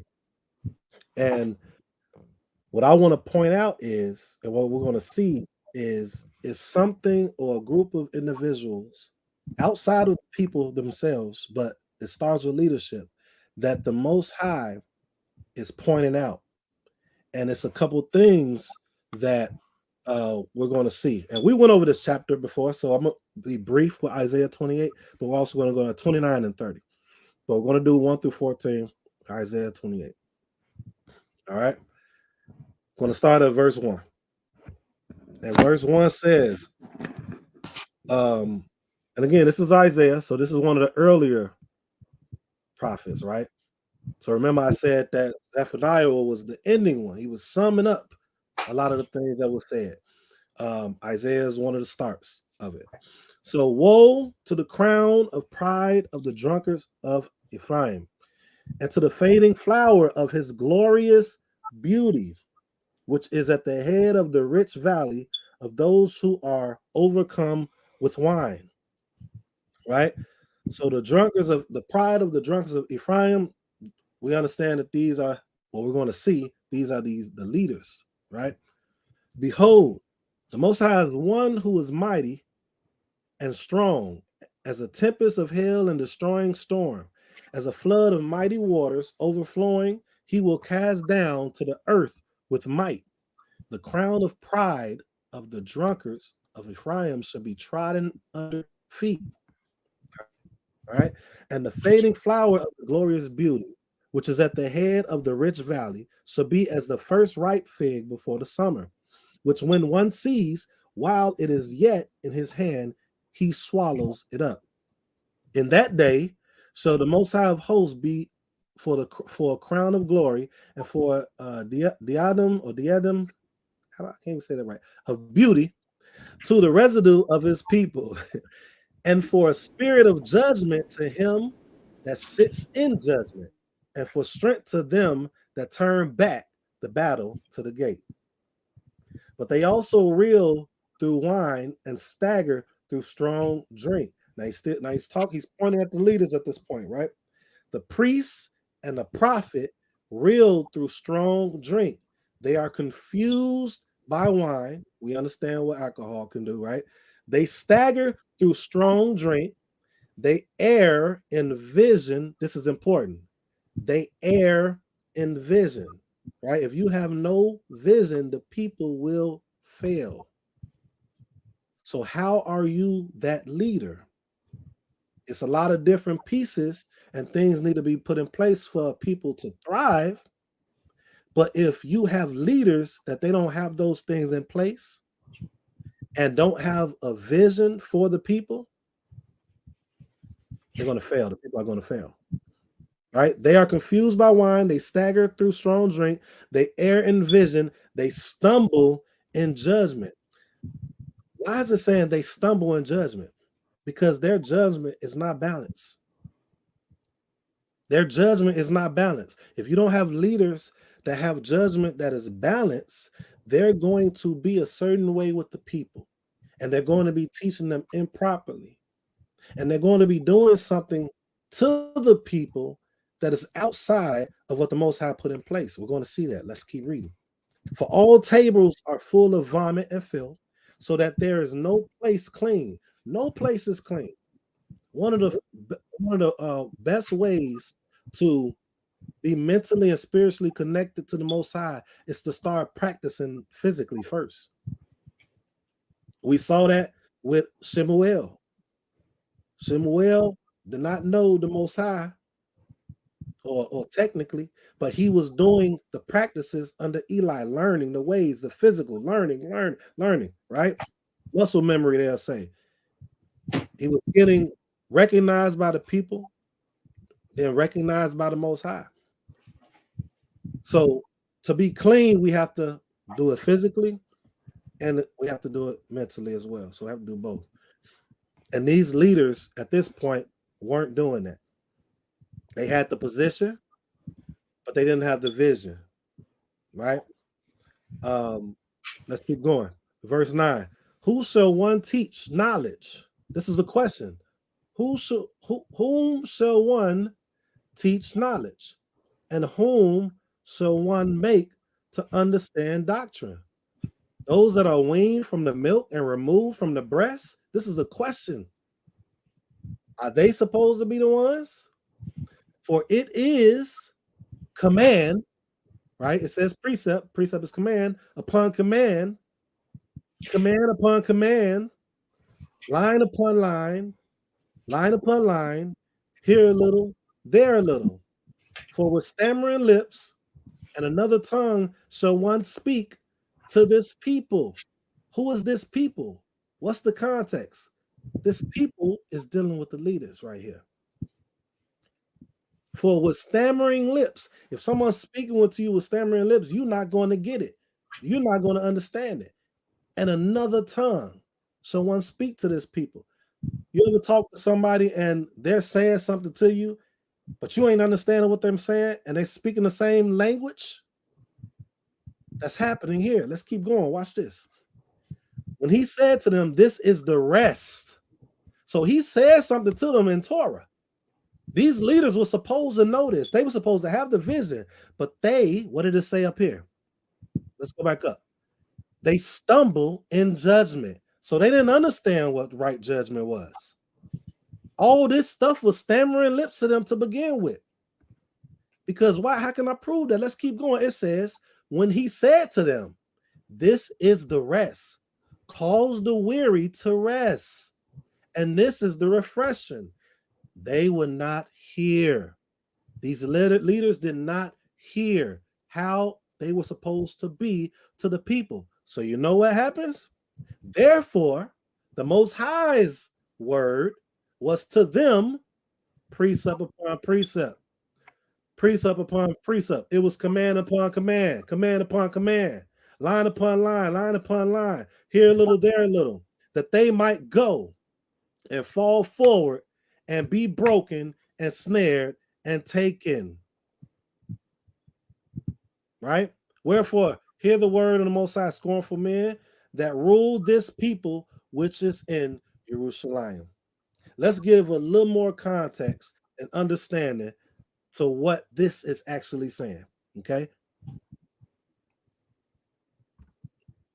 Let's get a little context. Am I still sharing? No, I'm not sharing. A little more context. We're going to go to Isaiah chapter 29, and we're going to start at verse 10. Isaiah chapter 29, and we're going to start at verse 10. All right, let me share the screen. Any questions while I'm sharing this screen, you all? Hopefully you're taking notes.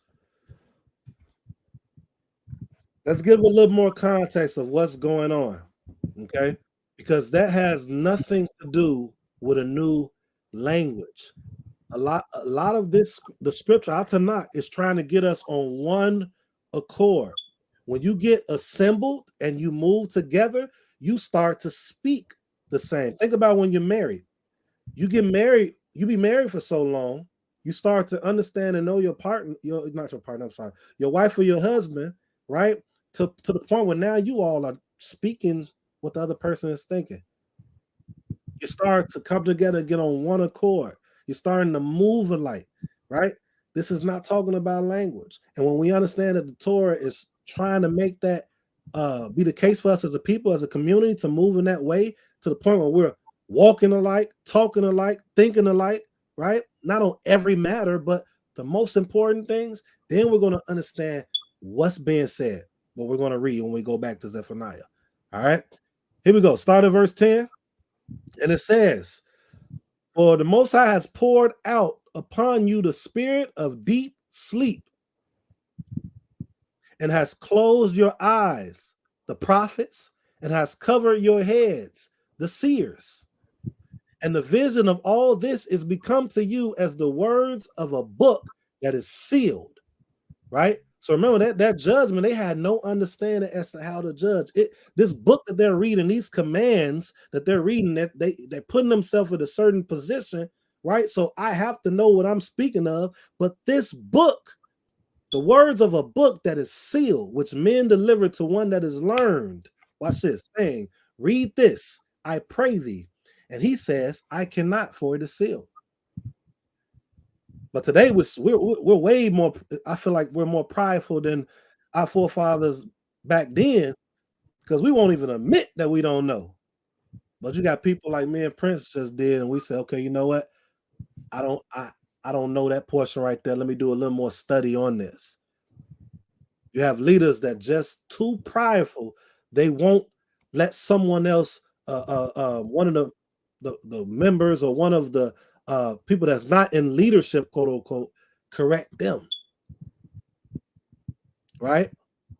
So for it is sealed. Read this, I pray thee. And he says, I cannot, for it is sealed. And the book is delivered to him that is not learned, right? Saying, read this, I pray thee. And he says, I am not learned. And the Most High says, since this people draw near and with their mouth and with their lips do honor me, but have removed their heart far from me. And their fear towards me is a commandment of men learned by rote. So their hearts is not for the Most High. We're seeing that today. It's far from them. They're focusing on this, on the command, and they're coming up with their own thoughts on it, right? They're not seeing the vision, because they have no vision, but they're not seeing the vision that the Most High laid out in our Torah.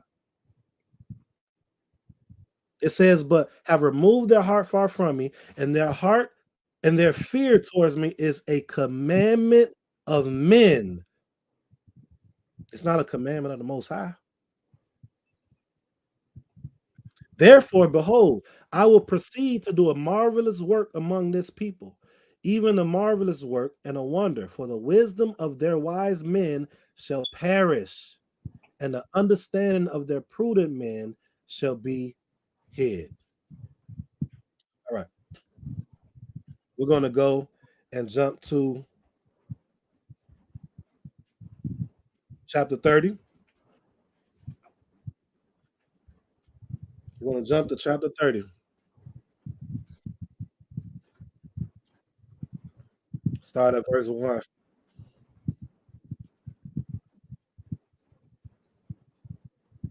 Now, this is just painted a picture as to what we see. Zephaniah is, they're just reiterating. These prophets are having similar messages. It's no different today. The same thing that's happening back then is what's happening today.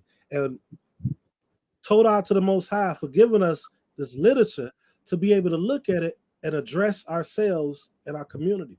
For those that's going to be humble, and for those that's desiring to be the remnant.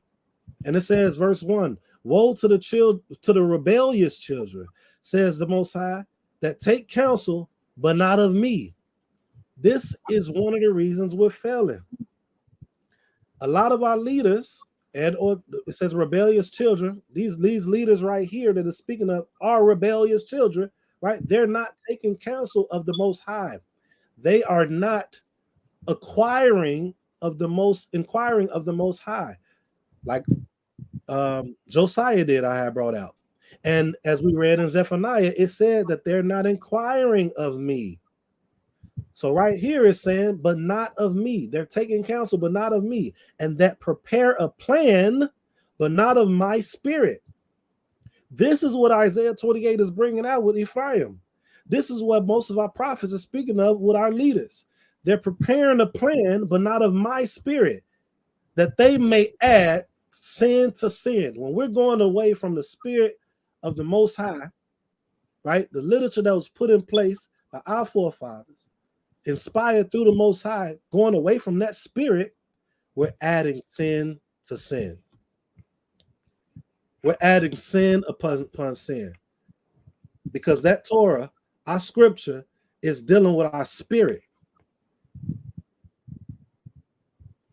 The Most High said that we were stiff-necked to circumcise our mind, our spirit. So our plans that we're preparing is not of that spirit of the Most High, and it causes us to sin. Verse 2, that walk to go down into Mizraim and have not asked at my mouth. They made a move and they didn't ask. We read that in Numbers. Most High told them to do something. Moshe brought it to their attention, and they chose to still go out there. They went against what was spoken to them. They weren't told to go out there. We're seeing that over and over. This is what the prophets is bringing out. This is what we should be bringing out today. That walk down into Mizraim and have not asked at my mouth to strengthen themselves in the strength of Pharaoh and to trust in the shadow of Mizraim. Therefore, so the strength of Pharaoh be your shame, and the trust in the shadow of Mizraim your confusion. So we are trusting today, just like we did then. We're trusting in everything outside of the Most High. The customs of the people that we're a part of today, we're trusting in that. We're trusting in our president, or the president of the United States. We're trusting in all these other people when we can raise up our children and we can put our children in these type of offices to where they are the ones that are still abiding by our rules, right? That the Most High has given us while in those offices. Now we could put a certain trust in our people, not the people outside of us. We could still do commerce and things like that, but we need to put trust in our people that are truly servants of the Most High, though. I'm not saying just trust everybody. That's not what I'm saying. Not saying that at all. Verse 4. For his princes were at Zoan, and his ambassadors came to Hanes. Or Chanes. That's why I don't like translation sometimes. It's actually Chanes.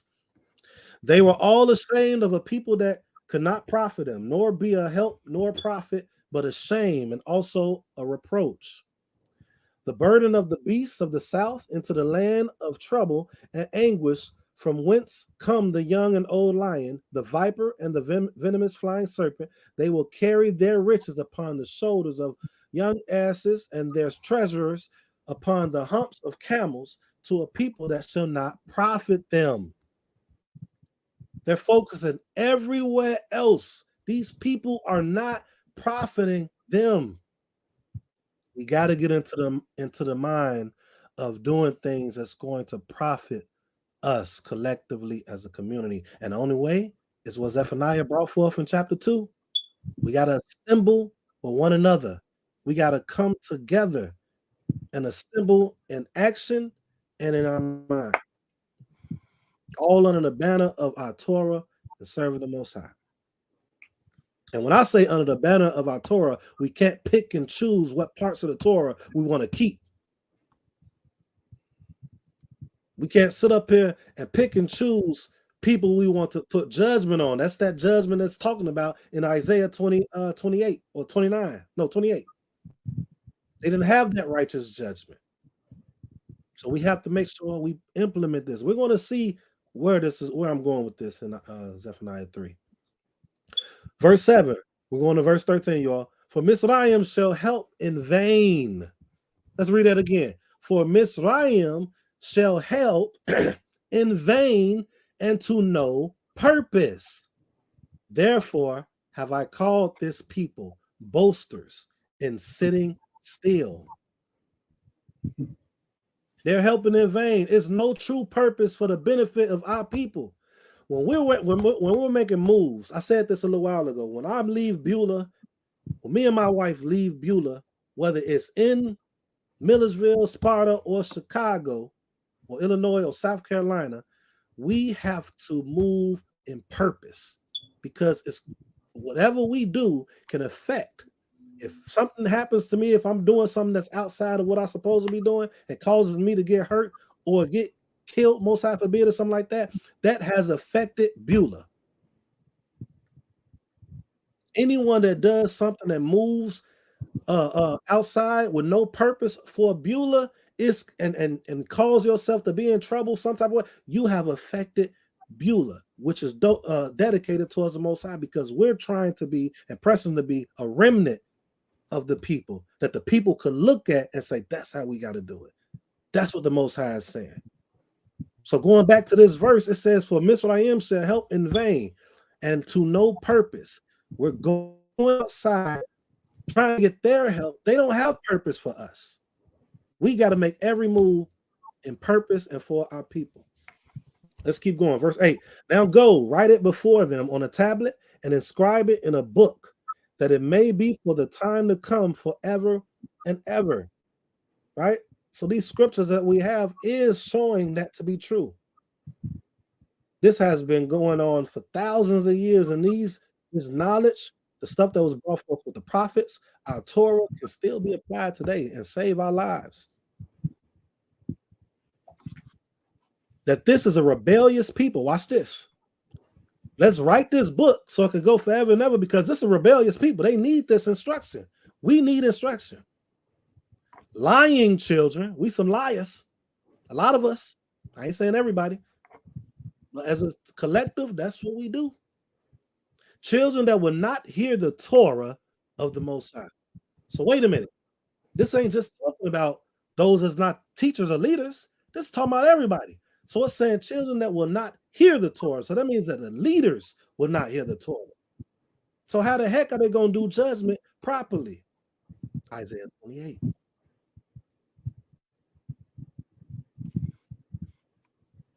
Who say to the seers, see not, And to the prophets, prophesy not to us right things, speak to us smooth things, prophesy delusions. Some people will look at this and say, well, look, Rosh, Shema, this ain't talking about the prophets. Leaders are just not always prophets. We got kings. We got examples of that in our literature when rulers didn't want to hear a prophet. So it's still talking about us collectively. Get you out of the way, verse 11, turn aside out of the path, cause the Holy One of Israel to cease from before us. We don't want to hear none of that. Now that seems like, okay, we can't even fathom somebody saying, man, make sure the Most High is not around me. They're not saying those words. But when you are removing a word that is given and shown to be true from the Most High, you're removing the Most High from you. You're saying this right now. If you don't want to hear structure, if you don't want to hear instruction, if you don't want to hear this Torah, you're removing the Most High. You're saying what this is saying right here in verse 11. Wherefore thus says the Holy One of Israel, because you despise this word, because we do today, we despise this word. If we're doing wrong to our women, if we're doing wrong to the men, if we're doing wrong to our children, and we're pushing stuff to the side so nobody knows, guess what? We despise this word. And we're trusting in oppression and perverseness. And depend on that. Last verse. Therefore, this iniquity shall be to you as a breach ready to fall, bulging out in a high wall, whose breaking comes suddenly in an instant. Suddenly in an instant. And Zephaniah, we was talking about, they was going to be like blind, like the blind. These people, these leaders in power, right? In high regard to the people, just hit them in an instant. This is what's going to happen to us. This is what has happened to us. And this is what's happening today, actually. And some of us don't even recognize that it's happening sometimes to us because we're not aware. All right. We got one more spot to go to. Any questions before we go back to Zephaniah chapter 3?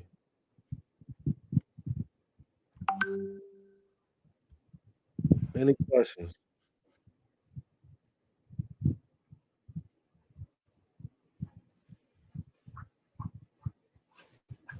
All right. I'm going to get us. I was just trying to read some of the comments. I'm going to go to chapter 3, Zephaniah. This is the last chapter. There's no questions, right? No. All right.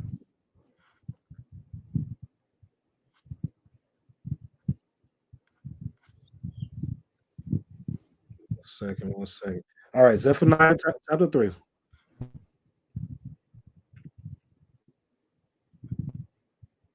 Bring Gabriel or Need back in. Here we go. So we traveled over to Isaiah, and we traveled there for a reason. We needed to connect the dots to what we're about to see right now. All right. This is still a continuation dealing with leaders in our community and the people too. The people is not, removed from this, but this information, this message that I'm trying to put out is what us at Beulah are pressing and are doing. But when I say pressing, we can't take off the weight. We got to keep pressing. Once we stop pressing, then we're becoming complacent, and we don't want to become complacent.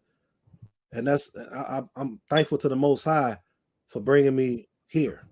To be honest with you, we got to make sure that we're not complacent, because that's when that sin is going to creep in. That's when people are going to get hurt. That's when we're just going to move this to the side for now happens.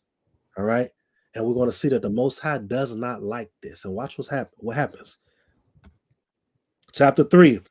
We're going to go to verse 1. We're going to do the whole chapter, you all. Woe to her that is filthy and polluted, to the oppressing city. She did not obey the voice. She did not accept the correction. She did not trust in the Most High. She did not draw near to the Most High. This right here is important because before it goes into pointing out who is really dealing with, it's telling you, it's giving us a layout exactly what the Most High wants from us. Obey the voice of the Most High. Accept correction because sometimes we might not be perfect from a standpoint of always getting things right. But what makes you Tamim or Tom or perfect is the fact that you will take that correction and then go forward and stay consistent from there. So obey the voice, accept correction, and trust in the Most High, and continue to draw near, inquire of the Most High. That's what Zephaniah was talking about in the first 2 chapters. Verse 3, her princes within her are roaring lions. Her judges are wolves at evening. They gnaw no bones in the morning, right? Her prophets are worthless, treacherous persons. Her priests have polluted the sanctuary. They have violently perverted the Torah. Some people look at the way that we operate here, right, in the Mishkan, or previously known as Knesset, and they will look at us like, what the heck are they doing? Washing your hands, taking your shoes off, keeping no bathrooms in the Mishkan. So many different things. But they don't even know that this is Torah principles in the way that we're pressing to move. I say pressing because we are not subject of not making a mistake. So I want to continue to put that pressing out there. Her prophets are worthless. How can they be worthless? Because they're not benefiting the people. We brought that out months ago, weeks ago. A prophet is going to benefit the people, not just a person, not just a couple people. I mean, good job on doing that. But a prophet is going to benefit the people, right? Not going to be treacherous and not going to pollute the sanctuary. The sanctuary is supposed to be dedicated to the Most High. Why are you polluting? Let's keep going. And we can't take away from the perverted the Torah part. That's important. Verse 5. The Most High is just. He is in her midst. He will not do iniquity. Every morning he brings his judgment to light. It does not fail. But the unjust knows no shame. They're not even shameful for the acts that they're doing. Most High can bring a judgment right in front of you, just like I said a little while ago, and you're not even paying attention to this, to what the Most High just did, unless it's a painful act happening to you. You might be losing people. People might not even be showing up due to all the things that you're doing, and you're not even knowing that could be a judgment. Losing just a whole bunch of different things, and you're just not paying attention, and you're not even shameful for it. But the unjust, the unrighteous, those is not balanced and wicked, knows no shame. Verse 6, I have cut off nations. Their pinnacles are desolate. I have made their streets waste so that none passes by. Their cities are destroyed so that there is no man, there is no inhabitant. I said, surely thou wilt fear me. Thou wilt accept correction. Then her dwelling would not have been cut off. If you will fear the Most High, and what I just said, accept correction. See, prideful individuals do not like being corrected. Prideful people, prideful leaders don't like being corrected. And the Most High is letting us know if we did these two things, he didn't even mention the ones in the previous verses, but if we did these two things, then her dwelling would not have been cut off, according to all that I had threatened to bring upon her. However, they were up early and corrupted all their doings. Therefore, wait for me, says the Most High, until the day that I rise up to the prey.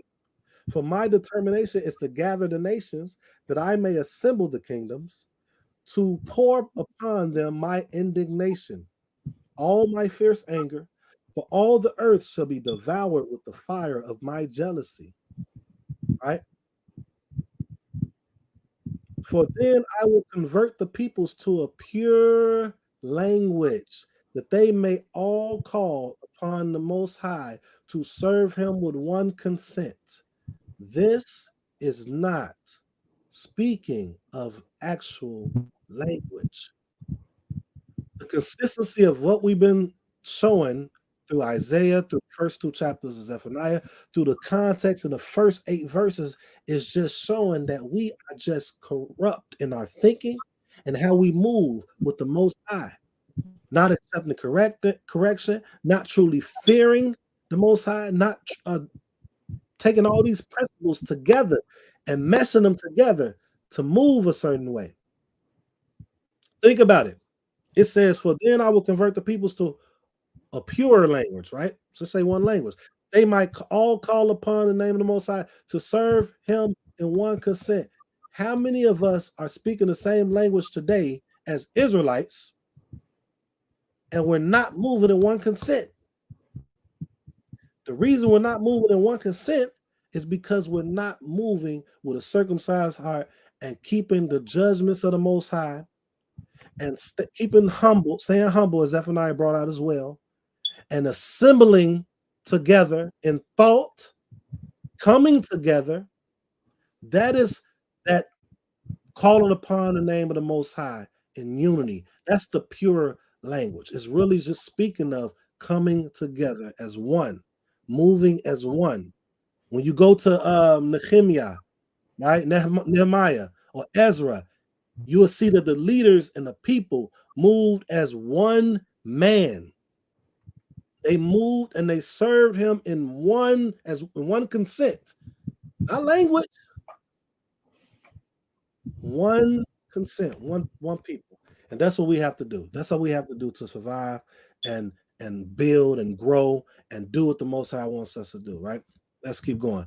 From beyond the rivers of Cush, from my suppliants, the daughters of Pazay, who bring my offering on that day, thou shalt not be ashamed for all thy doings in which thou hast transgressed against me. For then I will take away out of the midst of thee those who rejoice in thy pride, and thou shalt no more be haughty in my holy mountain.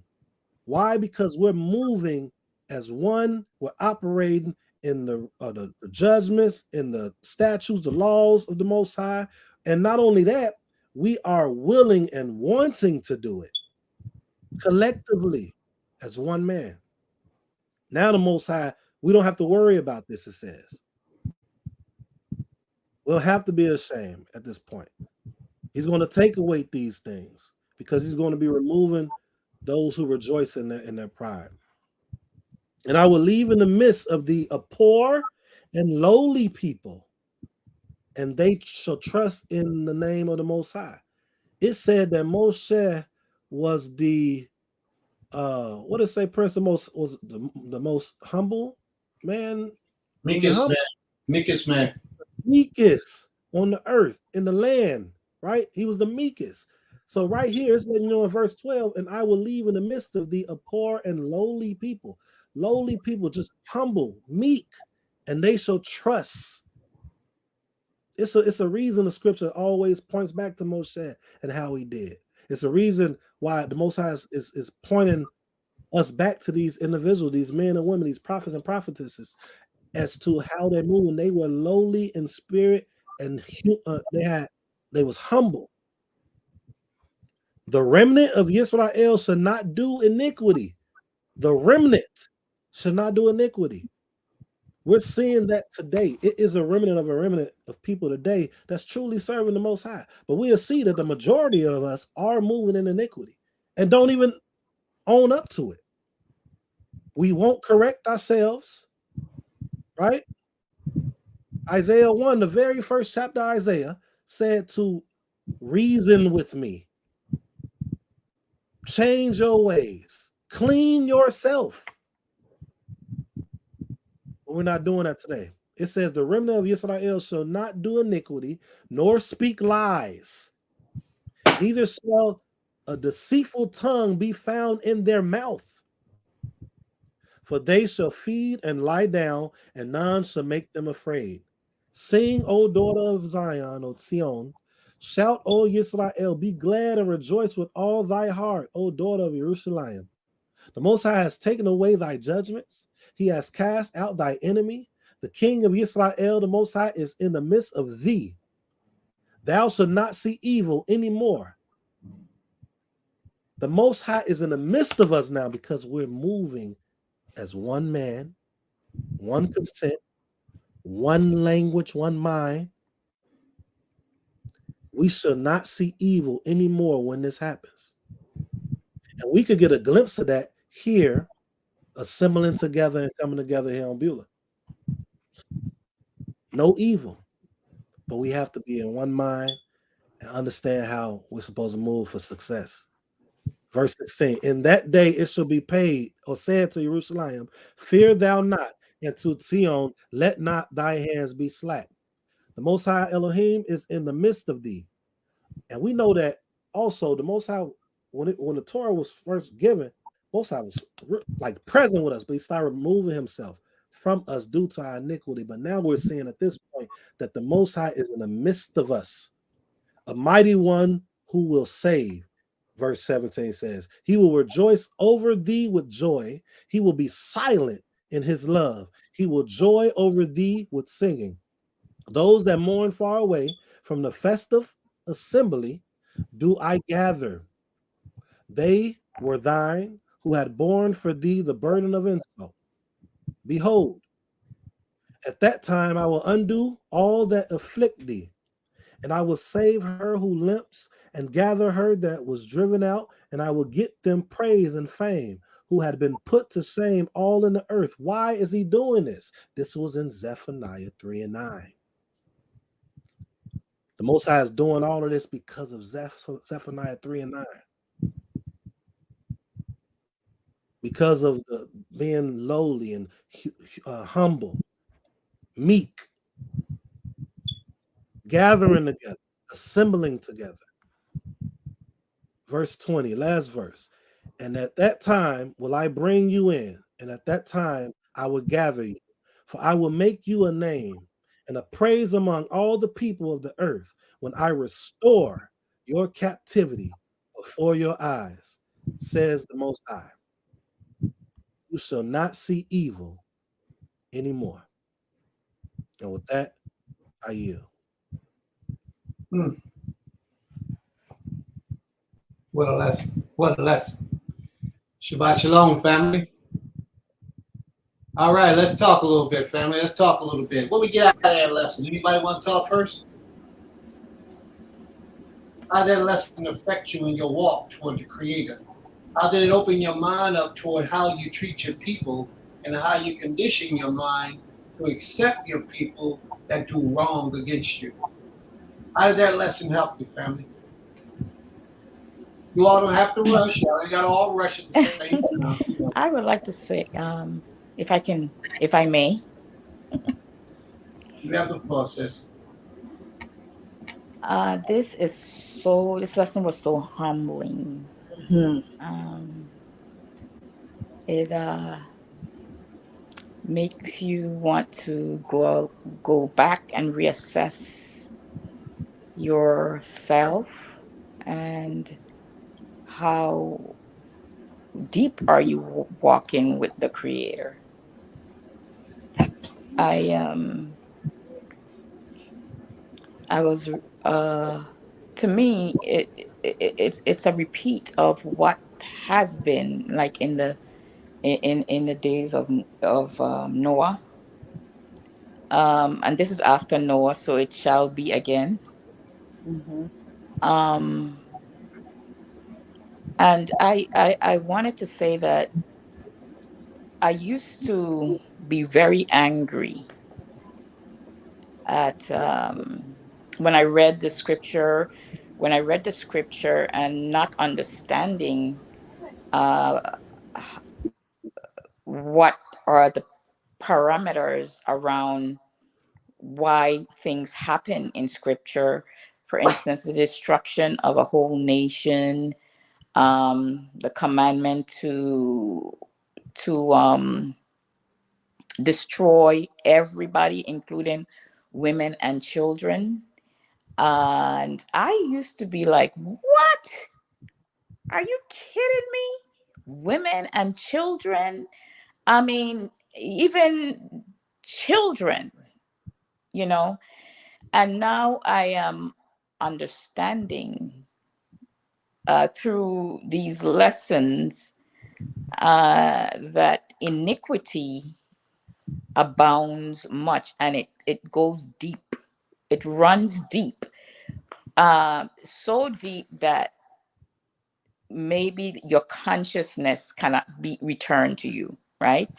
And as a nation, you are within that sphere of iniquity. And so, because the Creator is so righteous and he cannot stand iniquity, that automatically, as a nation or as a people, destruction prevails.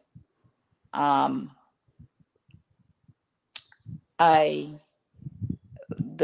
part in Isaiah that says sin upon sin, it's like going away from what the Creator has commanded, or the precepts of the precepts of the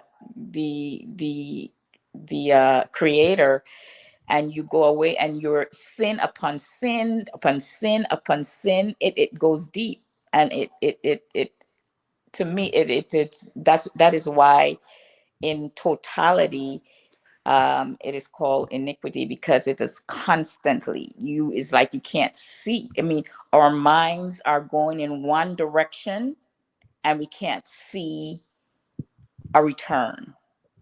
And so in order for peace and justice and love and all the good characteristics of the human race can return, destruction has to happen. Destruction has to happen. And I am understanding that now.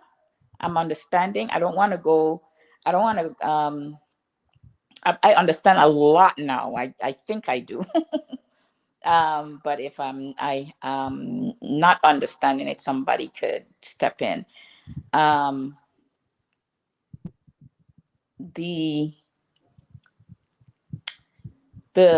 was a part in that was read about Egypt and going back to Egypt without consulting the Creator. And in what came to me in that part is it is being done nowadays. We as a people are, because we are just coming into who we are. I mean, some have known before others, and but because we are just coming into who we are, we don't know which way to go. We're going different paths, right? And to me, the going back to Egypt is, instead of like because we know, we have an idea, we became conscious of who we might be or who we are, and we don't know the direction to go into. We go back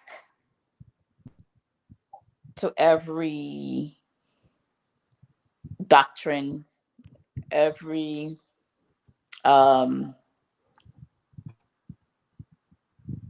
system that seems that they're being successful at this point and time, or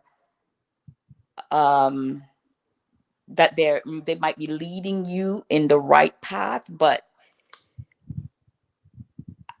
as scripture says, there's a way that seems right, but the end, it leads you to death and destruction. We need, when we realize where we are and who we are, our first thing is to consult the Creator. And when I say consult, it's not just to say, it's supposed to be a daily thing. It's supposed to be letting Him guide you and lead you and show you which direction, which path we are to be going, and not taking it upon ourselves to say, okay, oh yeah, this person says this person say that. I think this is the way because this seems right. Right? This seems right. This speaks to me. But what does the Creator say? What are you hearing? What is His Spirit telling you? And because He says His Spirit is not the one that's guiding you towards that direction, because we did not sufficiently or genuinely consult with Him. So with that, I am going to yield because I could go on and on. I could go on and on and on because I got so much out of this lesson. I got, and I wanted to just thank you, Rush, for bringing this up. And I got a lot. As you know, this precept and precept thing, I had a total another view of precept and precepts line upon line. And when this was read, it came a little clearer to me that it may not be what I was thinking. So, all right, I yield. Can I respond to it really quick? Can you hear me? Yes, I can hear you. I just wanted to respond to you. I don't knock the concept of the usage of precept upon precept, line upon line. I understand the concept. The problem with that concept, because it's not contextually right, is that you might have two leaders. Well, we see that across the board where they know scripture like crazy, but they viewing it differently, and they both going precept upon precept, line upon line. So that's not the basis of that scripture at all. It wasn't talking about that. Now, if you have a leader that knows what or you have a morale that knows what she's talking about, then they know how to go contextually, because precept just means command. Correct me if I'm wrong, Prince. Just means command. So if you know how to stay in context and history and stuff like that, then technically the concept you are using what's being taught today as precept upon precept. But that's not what Isaiah 28 is talking about. I just wanted to say that. All right. All keep in mind that the Father says in the scriptures, precept upon precept, line upon line, here a little and there a little, so that they may go and fall backwards. It's not what they teach in the streets today. In the streets, they teach this is how you break somebody down. Precept upon precept. Show. Where's it at? All right, now show me somewhere else. Here you go. This backs it up. See, that confirms it. It shows you. And it's a lie. It's false. And like Rose said, it's all about how they understand the thing. Doesn't make it true, though. Doesn't make it true. There's a difference. But you got to read it carefully. Precept upon precept, line upon line. Here a little, there a little, so that they may go and stumble and fall backwards. What do I mean by falling backwards? Take you back into the way that you was in when you were sinning. And that's not where we want to be. Creator said we're learning to worship Him at the perceptions of men. Not at His word, but at the perceptions of men. Isaiah 29:13. At the perceptions of men. Roche brought that out today. We got to learn, and Roche also said that how we have to go before the Most High and learn His ways. Stop taking it in, getting your emotions all built up, taking it personal, and doing things and responding the way that you want to respond, handling things the way you want to handle things, and go to the Most High and see what He has to say to you. Because it just may be that He already handled it for you. You just got to be patient. All right? So thank you, sis. Greatly appreciate the comments and the addition on to the lesson. Anyone else like to think? I mean, like to speak, like to talk? Yes, Amy. I really got a lot out of it today. I felt like it was speaking to me because of just, the things that I've been coming, I guess, into my own clarity these last couple of weeks. I felt like it was confirmation in so many ways. A lot that was said. What resonated with me too was when it said, representation and what Roche was saying of when we leave, whether it be our immediate family, our community family, which is Beulah, or whatever congregation, we are part of. When we leave those spaces, when we leave from in front of our husbands or our wives, our children, and our children leave from us, how we represent ourselves and the choices that we make in the processes of being separated from one another at that time reflects greatly, not just on ourselves as an individual, but ourselves as a whole unit. And so I think that's so important, because we could be out there talebearing, gossiping, we could be out there building, we could be out there doing good and bad. And people aren't going to just say, oh, that's her. They're going to look at the community I belong to. They're going to look at the husband that I'm married to. They're going to look at the family that I came from, and they can be like, oh, if that's what they do over there, I don't want to be a part of that. So even if it's the littlest of thing that we think is nothing, it's big. I just think about when people say stuff to me, they be like, oh yeah, I heard this about that community, or that person does this, so I don't want to be a part of that. And it makes me really think about, this is what people are seeing, and they don't come ask for explanation or reason why the person did it, or they don't come to the leadership of that community either. They just exit off. They're like, nope, I'm gonna stay away from that because that's not what I want. And so that little bit of representation, the negative part I'm saying, will get people to flee from you because you might have just had a bad day, but that's what you're representing. So we have to be even mindful, even if we're in a foul mood, or someone may have done something that we may not agree with, whatever it may be.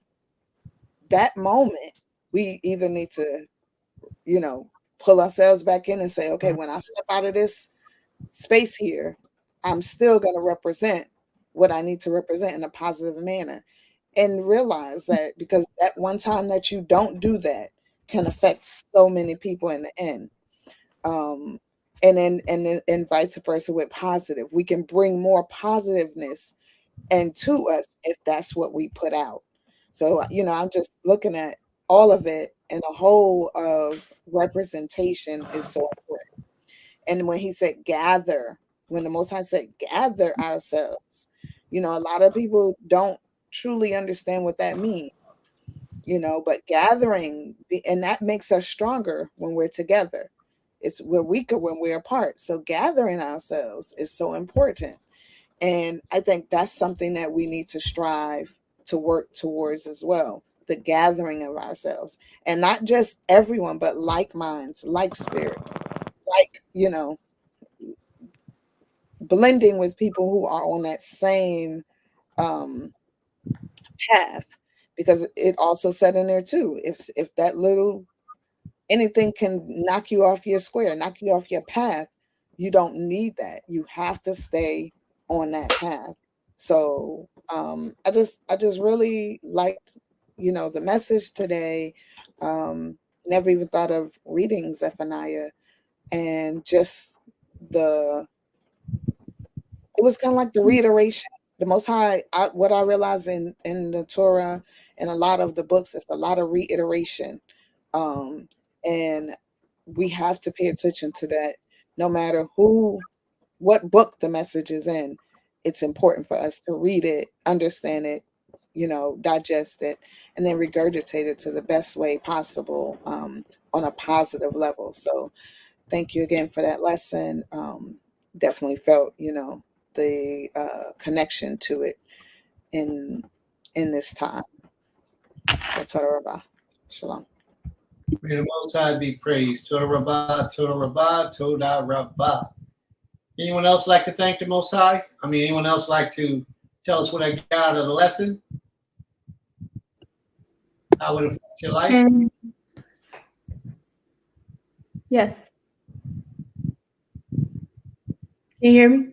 Go ahead, Ishi. You got the floor. Oh, sorry.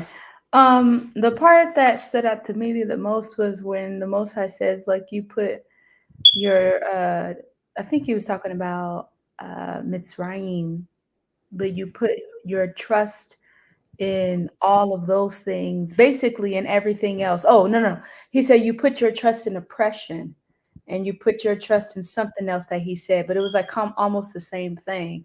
And I just thought to myself, like, wow, we really do that all the time. We would rather let someone else lead us that doesn't even have our best interests as hard as a people or anything. And so I forgot if that was in Isaiah or I was trying to find it, or Zephaniah. And this is my first time actually reading Zephaniah too. So Toda Rabbah for that, Rosh.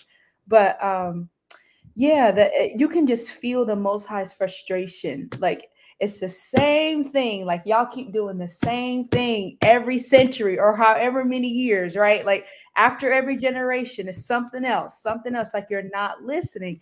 And I can just only imagine, like, I know we're not the Most High. We are not even closer or anything of that nature, but I can only imagine how frustrated the Creator must be in those times, and told out to him for his mercy and his kindness, but the amount of times that he has had to repeat himself to us through his prophets, through his prophetesses, and whoever else he has in front of us to lead us, the amount of times that he has had to repeat himself is just so ridiculous. Like you think of a parent with a child, right?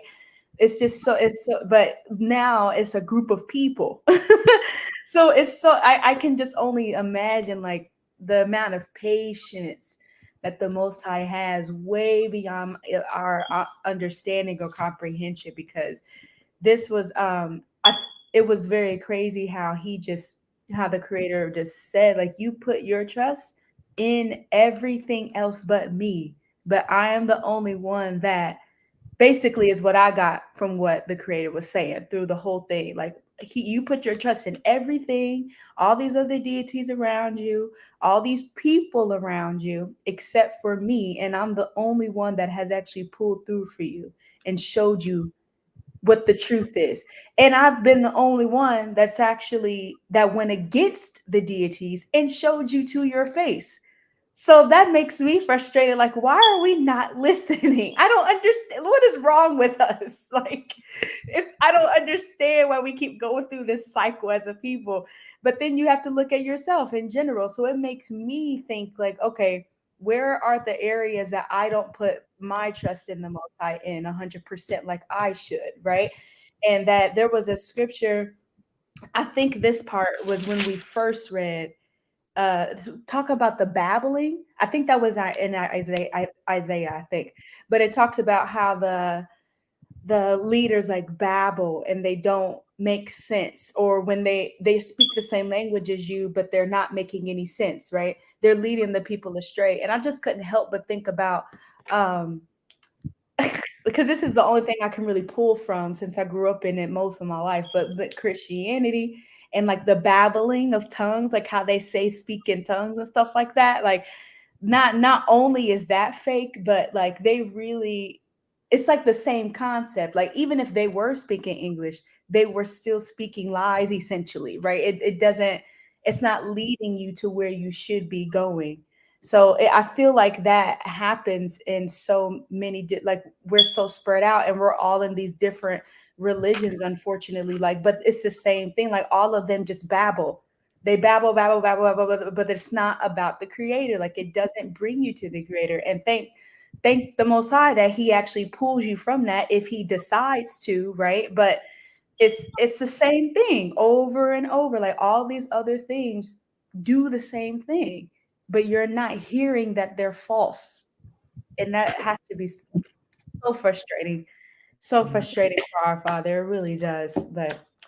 Yeah, so it just makes me think like where can I be better as far as like who I'm listening to and where my trust is in the Most High. What are the areas I need to be in even better and letting Him know that I am trying to be better in this way so I can prove to Him that I'm worthy as well. So because I don't want to be going through this cycle forever. Like this has to stop. It's so frustrating. Well, it can stop right now in this generation if we decide to cause it to stop.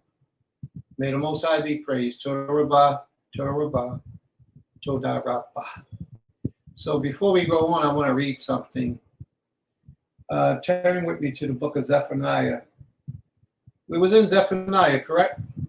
Okay. I could bring it up for you if you want me to, Prince. Or you bring it reading from another translation.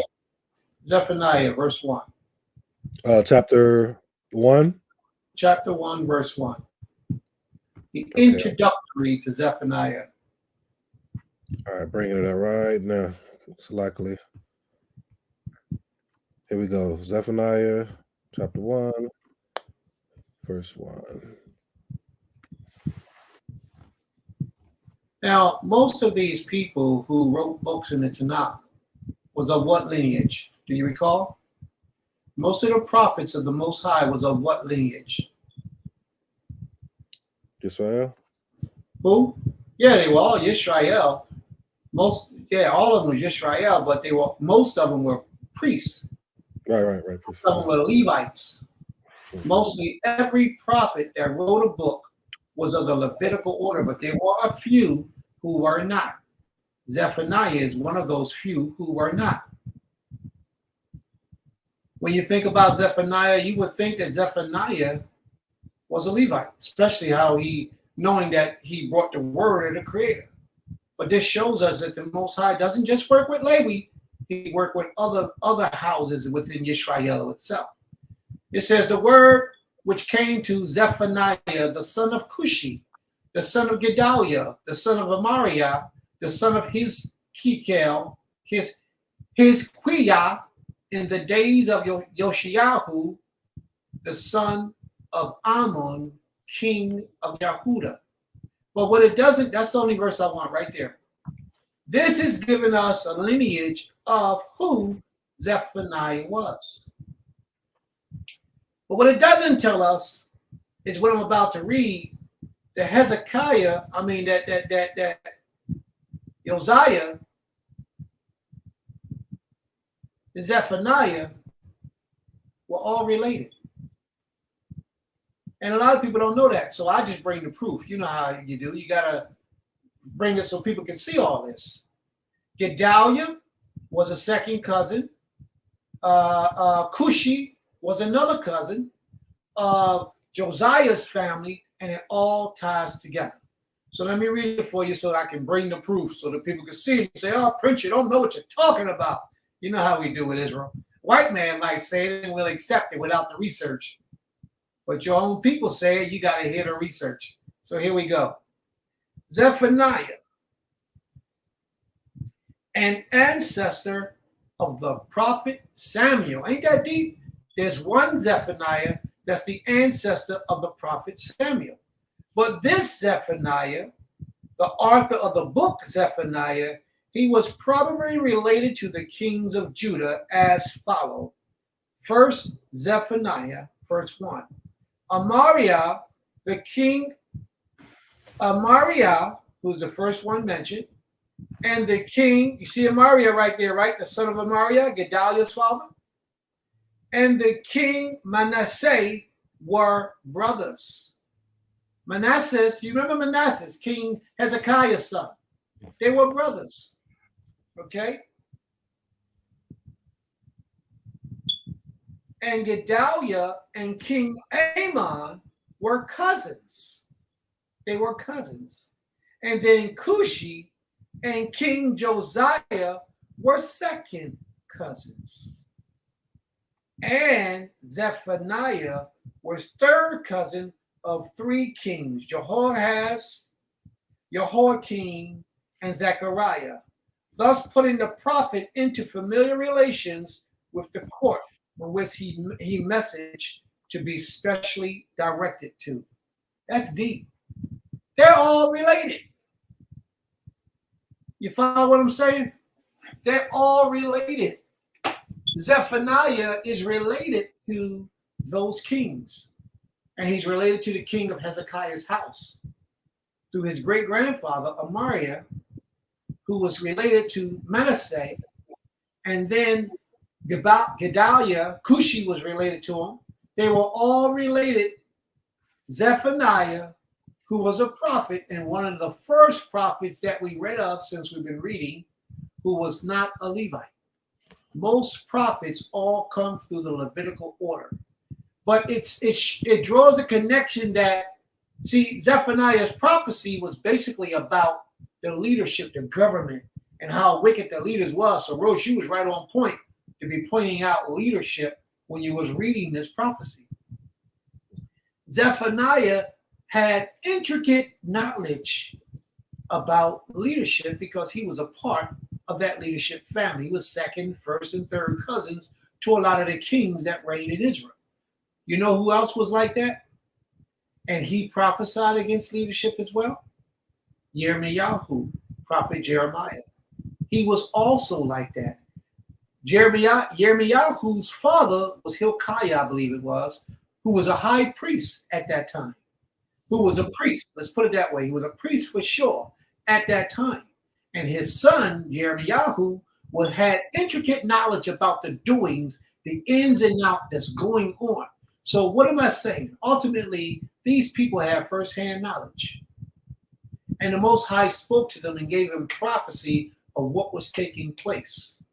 And we have to focus on what's being said here. Yes, we would. Yes, he would have to be out of the house of Yehuda. Yes, because Hezekiah was out of the house of Yehuda. So there we go. Very good. All right, let's go back. Any questions, any comments, family? And Roche, thank you for bringing that chapter. Very good chapter, all three. Very good chapters. Is there anyone else who would like to speak about how this scripture affected their life and how it helped them to get better and walk closer to the Creator? How it caused them to bethink themselves and maybe some of the traits and characteristics that they have had or the behavior that they have had that they now have to change after Roche brought forward that dynamic chapter, all three. Would anyone like to comment? Well, I just wanted to, I know I commented, but I was reading up on Zephaniah, like the name of what his name means. And his name means he whom the Most High has hidden from evil. So even this, everything as he's saying is like a reflection of what the Most High had already put in him, and that goes back to choosing a name and making sure that name is meaningful, and then helping to kind of like mold your child into living up to that name.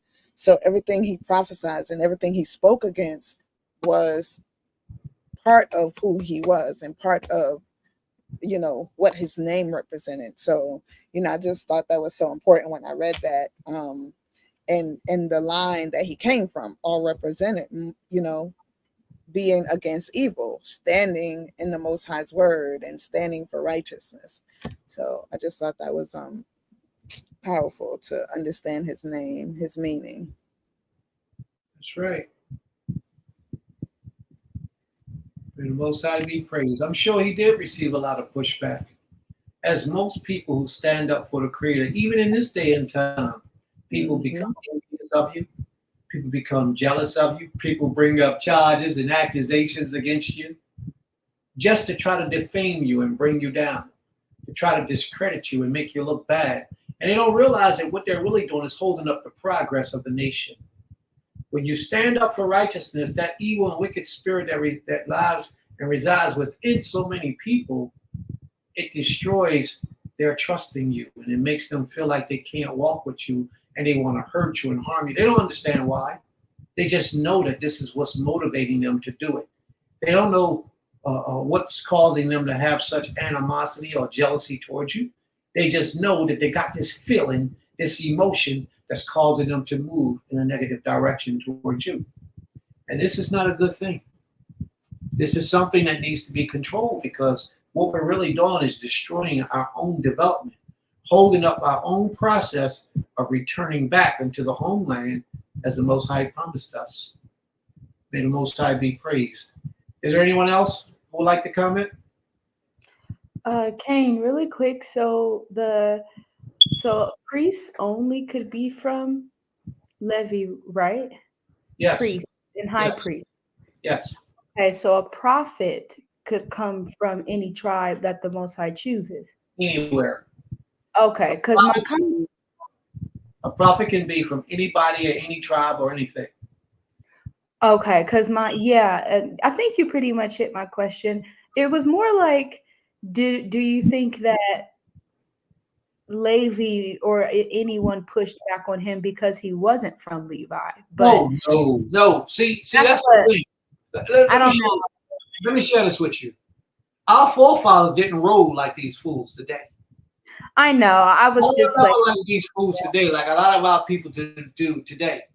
A lot of our people who are low caliber, low spiritual, they'll jump on somebody who they feel has a certain position or rankings with the Almighty that they don't possess. And they'll try to uncover and dig and search to try to destroy you, as opposed to trying to stand with you as you walk with the Most High. That's what we got to be cognizant of today. When a person stands up and say, I'm a prophet of the Creator, don't be so quick to knock that person down, because they could be telling the truth. They just may be of that lineage that the Most High chose to have his prophets come through. When somebody stand up and say, I'm a Levite of the Most High, don't be so quick to tell that individual that they're not, because we don't know. He or she may be from that Levitical family. So don't dispute that. I don't dispute it.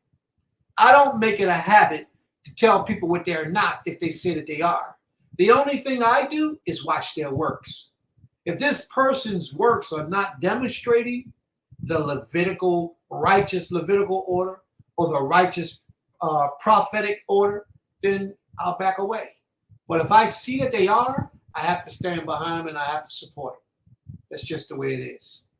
And you won't get me talking bad about someone who professes to be something and yet doing everything in their power to be that in real life. May the Most High be praised. And that's the way we should deal with Israel. When Israel come out and say who they are and what they are and what they're doing, look at their works. Does their work exemplify what they speak out of their mouths? Right? May the Most High be praised. Total Rabbah. Just, you got to also remember, because a lot of people will say, you ain't an Israelite. What do you mean I ain't an Israelite? Oh, you ain't an Israelite because you can't prove your lineage from 2,000 years ago. Well, are you living the life of an Israelite? Are you doing the works that Israel is meant to do? See, because these are the type of questions you have to ask individuals. And if you're doing those things and you're living those things, and you already understand that you are, then that's who you are. You're living that part out. People always seem to judge you when you put yourself, or when the Creator puts you in a position that they aspire to be but don't have. Like if you get a brand new car and this person been catching the bus for the last 20 years. They've been catching the bus for the last 20 years. That's your neighbor right next door to you. And you get a brand new car, park it out in front of the house, and they got to see it every day. That makes them feel a little envious of you, unless they're really a righteous person that can remove that emotion from whatever their thoughts are. That's very difficult. A lot of people can't do that. There's a lot of males who don't have a wife. Can't get a wife if they paid for one. And then they see a brother with 2 and 3 nashim, they grow envious of that person. They want to know how he does it. And he don't look no better than me. How he get to do it, and I can't. I can't keep a wife. But this guy got 2 and 3 and 4, 5 even, that he's had for the last 15, 20 years. How is that possible? Instead of sitting down with that brother and taking counsel, what they'll do is begin to be envious of that brother. And in their heart, they will dislike the brother. Even if they walk with the brother and pretend to walk with the brother, it won't be in truth. It'll just be in physicality, but not truth. Physiology is just a physical appearance of walking with somebody, but in essence, you don't have the best for that person in your heart. That's what I'm speaking of. The best thing we can do, if my advice sticks to any of you, if you see somebody doing what you just yourself desire to do, if you see somebody being what you yourself desire to be, talk to that individual and ask that individual, how can I get down? I remember one time, long time ago, many years ago, it must have been about good 15 years ago. I was in a car with one of my Nashim. I no longer have that Isha now. No longer have it now. And we was in the car driving, and I was in one of my work trucks, an old minivan, that's what it was. Because I ain't got no problem jumping in an old beat up piece of junk, hoopty, and riding. I ain't got no problem with it. So I'm in one of these old cars that I had. It was a minivan. And we pull up to this white guy and his wife in a Benz. It was what was that Benz? What was that Benz called? Beautiful. I can't think of the name of the Benz right now, but it'll come to me in a little bit. The top of the line Mercedes Benz luxury joint, right? So we drive. What? So was it the C-Class? C-Class ain't no top of the line, baby girl. C-Class is just a C-Class. Yeah, that's why it's a C. CAA is a C. Now, Okay. it's a regular. It was a top of the line Benz, but I can't think of the name of it right now. It has its own logo on the Benz. It's a 4-door coupe, long. I can't remember. Maybach. It's a Maybach Mercedes. Yeah, Maybach. So Maybach made by Mercedes. yeah, that's right. See how you didn't know? Yes. They top of the line business. They the shop right there. That's a nice one. They're very expensive. But anyway, he was driving a white one of those. Real nice. And I'm in his old beat up truck. And I'm getting back to my principle because this is what I believe in my soul. So we pulled up next to him at the light, look over, and the white man had, you know how they flex when they had something like that. He had his wife. I said, yo, roll my window down. Yo. He rolls his window down. I said, man, can you tell me how I can get one of these? My wife hit me. Get out of here. You already know how to do all that. Leave that man alone. He already got all that. Don't worry about it, sir. Be quiet. My purpose was to show this brother, yes, I respect what you're doing. I respect what you got going on. And I would like to know how I can get down with you in your process. More of us should be willing to do that with people that we know that are in positions that we would like to be in. We have to begin to put ourselves outside of arrogance, ignorance, and anything else of that nature that prevents us from overachieving in life. And that's why a lot of us don't get nowhere, because pride sets in. We allow our pride to get in the way. Like that ex-wife, she spoke up proudly. He already got that. He already doing that. We don't need your help. She should have just been quiet and let her man, because that guy could have hooked us up. The whole nation might be flourishing right now. You never know. When you see somebody getting it like that, you'll see how they can benefit you and your family and what you're doing. That's what I do. All right? So may the Most High be praised, and I hope somebody got something out of that. I hope all y'all got something out of that. Would anyone else like to thank? Would anyone else like to thank Roche or thank the Creator for what the lesson that Roche brought? Talk a little bit about how it might have affected their lives, Sister Trucilia. Yeah, I was looking. I don't know. It has to be verified, but I was Googling the tribes of the Old Testament prophets, and Judah had quite a bit of tribes. They were mostly from Judah and Levi. Quite a bit of prophets. So Isaiah, Amos, Habakkuk, Joel, Micah, Obadiah, Zechariah, Zephaniah was from Judah. Ain't that something? And then and Levi, it says Moshe, Aaron, Samuel, Jeremiah, Ezekiel, Ezra, Malachi. Yep. And you almost named the whole book. Yeah, You almost named the whole Bible. Because most of our prophets was from Levi. most of them were from either Levi or Judah. Yep. All right. So the robot. Thank you for that information, sis. So that information will go with you the rest of your life. And whoever got the privilege of hearing this lesson, it will also be with them for the rest of their days. May the Most High be praised. All right. Any other questions or comments, family?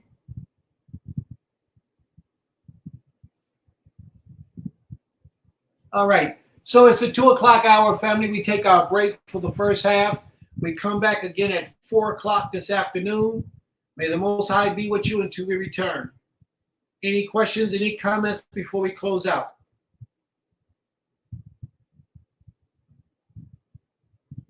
All right. We completed our first class on StreamYard for the first time. May the Most High be praised. Absolutely.